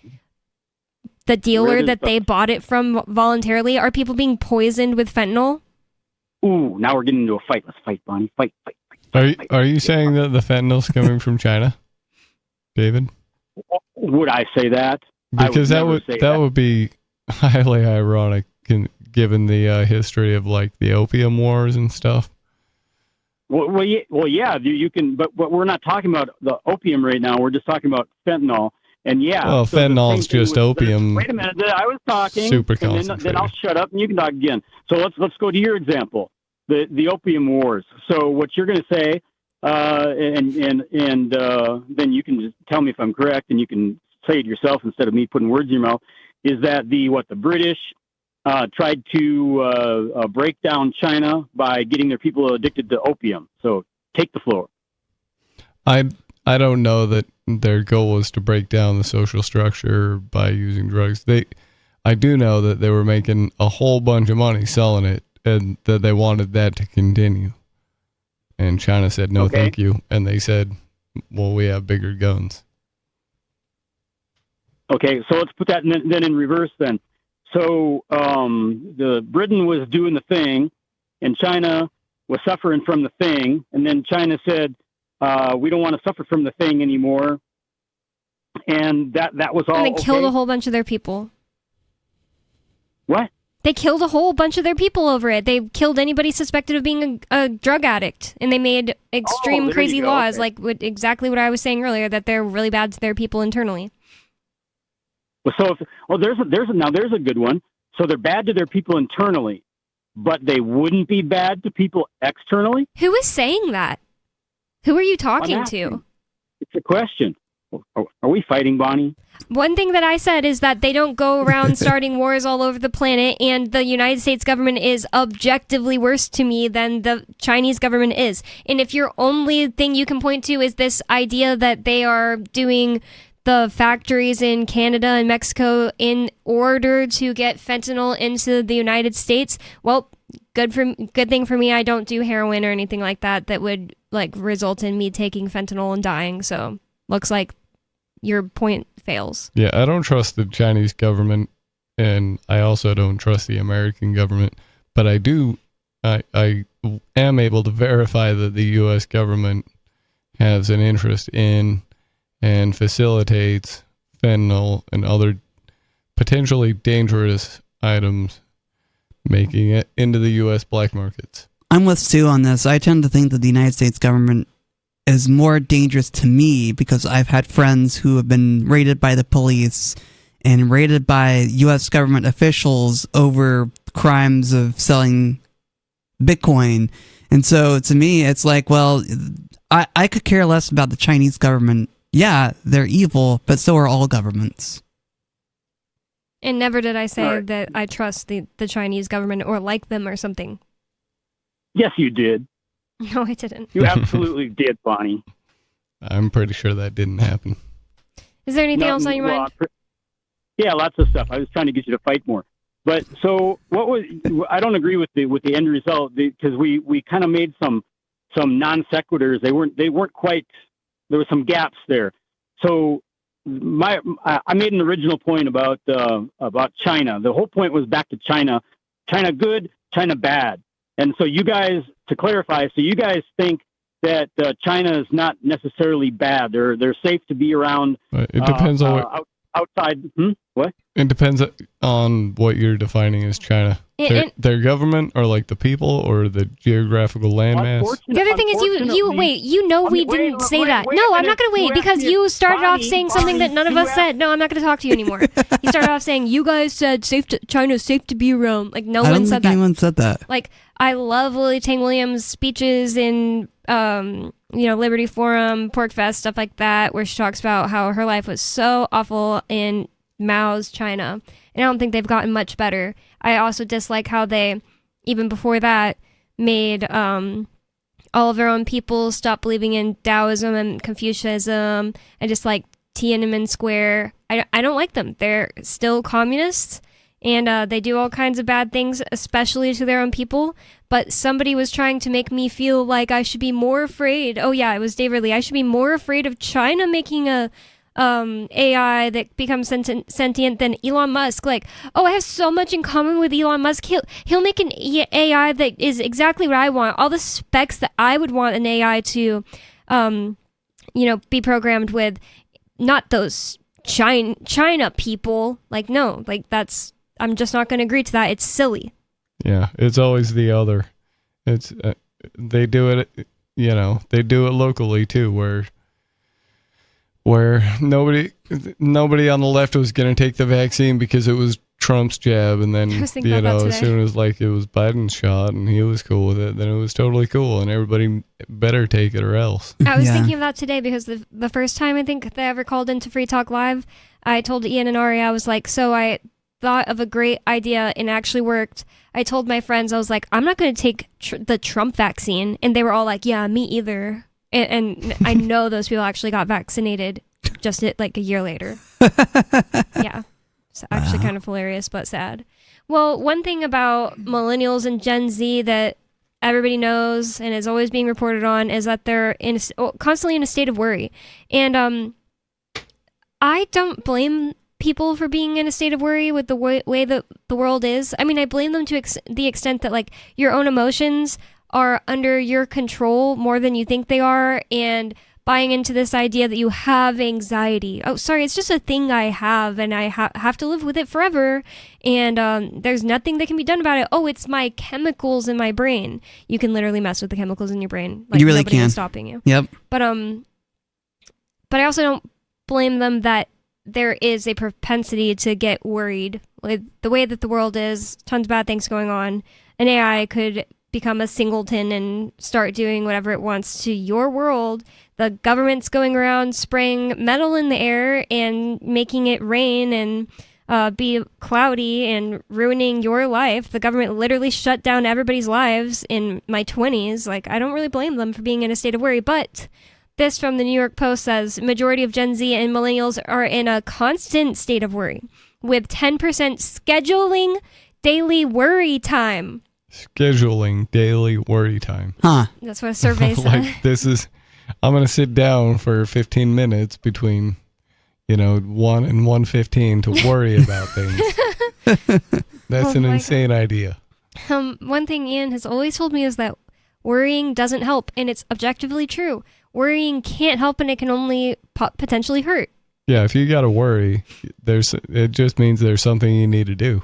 Yeah. And if you don't know what it is, then you just got to learn. And if there's you got some learning to do before you can do the thing. And also, if there's legitimately nothing you can do about it, and you've already thought about it, and there's nothing you can do about it, it cannot help to worry. If you can't do anything about it, you can't change it. Worrying won't change it, but it can actually hurt your health. It can make you end up in a worse state to where you make worse decisions about what you can do. It can hurt, but it can't help. So 1 in 10 young Americans schedules worry time, according to new research. I honestly almost don't believe it. I've never heard of anything like this. It's insane. The survey of 2,000 general population Americans revealed that 10% of younger Americans, Gen Z and millennial respondents, schedule a specific time in their day to worry. That's compared to just 3% of older Americans, Gen Z and baby boomers. This is just seems impossible. I wouldn't think 3% of Gen X and baby boomers do it either. It says the survey asked respondents about why they schedule worry time or why they would consider doing so, which 38% said they'd consider doing so, and revealed a variety of benefits. Respondents said that it helps to reduce the time they spend worrying and allows them to manage their anxiety. Having a set time to worry would also help with mental health, as well as limit both the impact of stress on their life and how much they worry about things out of their control. I don't agree that it would actually help with their mental health, but maybe it might, though. Maybe scheduling a certain amount of time might help them manage that worry for a bit. Then they can go on to their lives after they've expressed that worry in their mind and played with it a little bit. I just think that it's like, since, in my opinion, worrying does nothing positive and definitely can do negative. It's like saying, well, maybe scheduling cutting yourself is better than cutting yourself all day. I mean, not really, I can agree with that. It's useful, but it's not a good thing to dwell in. like if you're worried about something, that's your early warning that you need to do something, or you need to learn something, and so. But to sit there and dwell on the worry part is definitely not going to help anybody. I don't think worrying. Like, I don't think it's a good idea to sit and worry all the time and be a worry warrior. But at the same time, if you're scheduling a set amount of time to worry about something, and then hopefully you can solve that worry in that amount of time, then you can go do something about it. Yeah, and sometimes it does take a few minutes to, like, you get a feeling of worry, and you got to sit down and think about what's causing that. And then you got to think about what you can do about it, or if there is anything. But what you're describing, it seems like it would happen when it happens, not right. every single day. And it doesn't take a long time unless it's a very complex thing, and then it might take, a 15-minute, brainstorm. Yeah, and then it's like, at that point, are you worrying? If you're sitting there, even if it's something that takes 15 minutes, can you consider that a 15-minute worry session? If you're like, okay, here's the thing that's bothering me, what can I do about it? Because, like, I do that whenever something is stressful to me. Like, I go like, I have to do this thing, let me think about the best way to do it, like every other human being. But I don't call that worrying just because it's a stressful thing that I'm trying to figure out. It seems to me like if these people are spending 10 to 15 minutes worrying, they must be just worrying. But yeah, that's one of the most fragile sounding things I've ever heard in my life. It says, conducted by Talker Research on behalf of Avocado Green Mattress ahead of Earth Day in April, the survey also looked more generally at worry and the impact this has on Americans' lives. 47% of respondents said it feels like they're in a constant state of worry, and this was much more common for younger respondents. 6 in 10, or 62% of Gen Z and millennial respondents agreed with this versus 38% of Gen X and baby boomers surveyed. And results found that the average respondent worries for 2 hours and 18 minutes per day. Wow. When asked when in the day they tend to worry the most, a third said they worry when they're alone. I feel like whenever I have something that's bothering me, it's like I can even like deal with it all day, and then my head hits the pillow and I'm like, that thing I have to worry about. It's right when your head hits the pillow and you want to be going to sleep, and then hits a cortisol spike too. Mm-hmm. Hate that. Yep, that's why I try to catch things I'm worried about during the day, because I really like my sleep. Yeah, same. I really like my sleep too. Sometimes it just attacks you like that. Sometimes when something I can't control hits me when I'm trying to fall asleep, I have like ways of purging it from my brain. It's always just like thinking of silly, happy things that I like, and then I fall asleep. I'm actually like a master sleeper. So everybody should do exactly what I just said. Just start thinking of something happy. Like that. I tried to explain this to Ian. I was like, imagine you're doing whatever you want to do that's happy and just start doing it in your brain and your imagination. But the thing is, he can't visualize. He's one of those people that can't bring an image to mind. So he doesn't know what I'm talking about. I can't bring an image to mind. I can't bring an image to mind either. So yeah, neither can Ian. A lot of people like to say like, oh, I can't believe we're around these NPCs that can't visualize. And I kind of understand it a bit about like the people that don't have a inner dialogue. I wish we had more time to talk about it, but the visualization thing is just fake. Like Ian is extremely smart and he doesn't visualize at all. Like when you ask him, bring an apple to mind, he can't at all. Yeah, harder for me than a lot of other people too. Yeah. It's been Free Talk Live, freetalklive.com. Thanks for listening. Peace.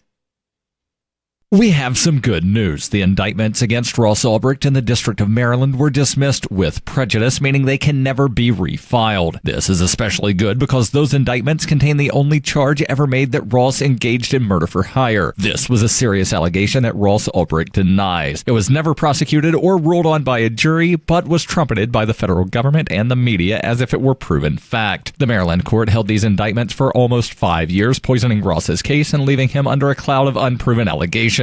As explained in Ross's appeal to the Supreme Court, the fact that the judge used these allegations to give Ross a draconian sentence of double life without parole violated his Sixth Amendment right to a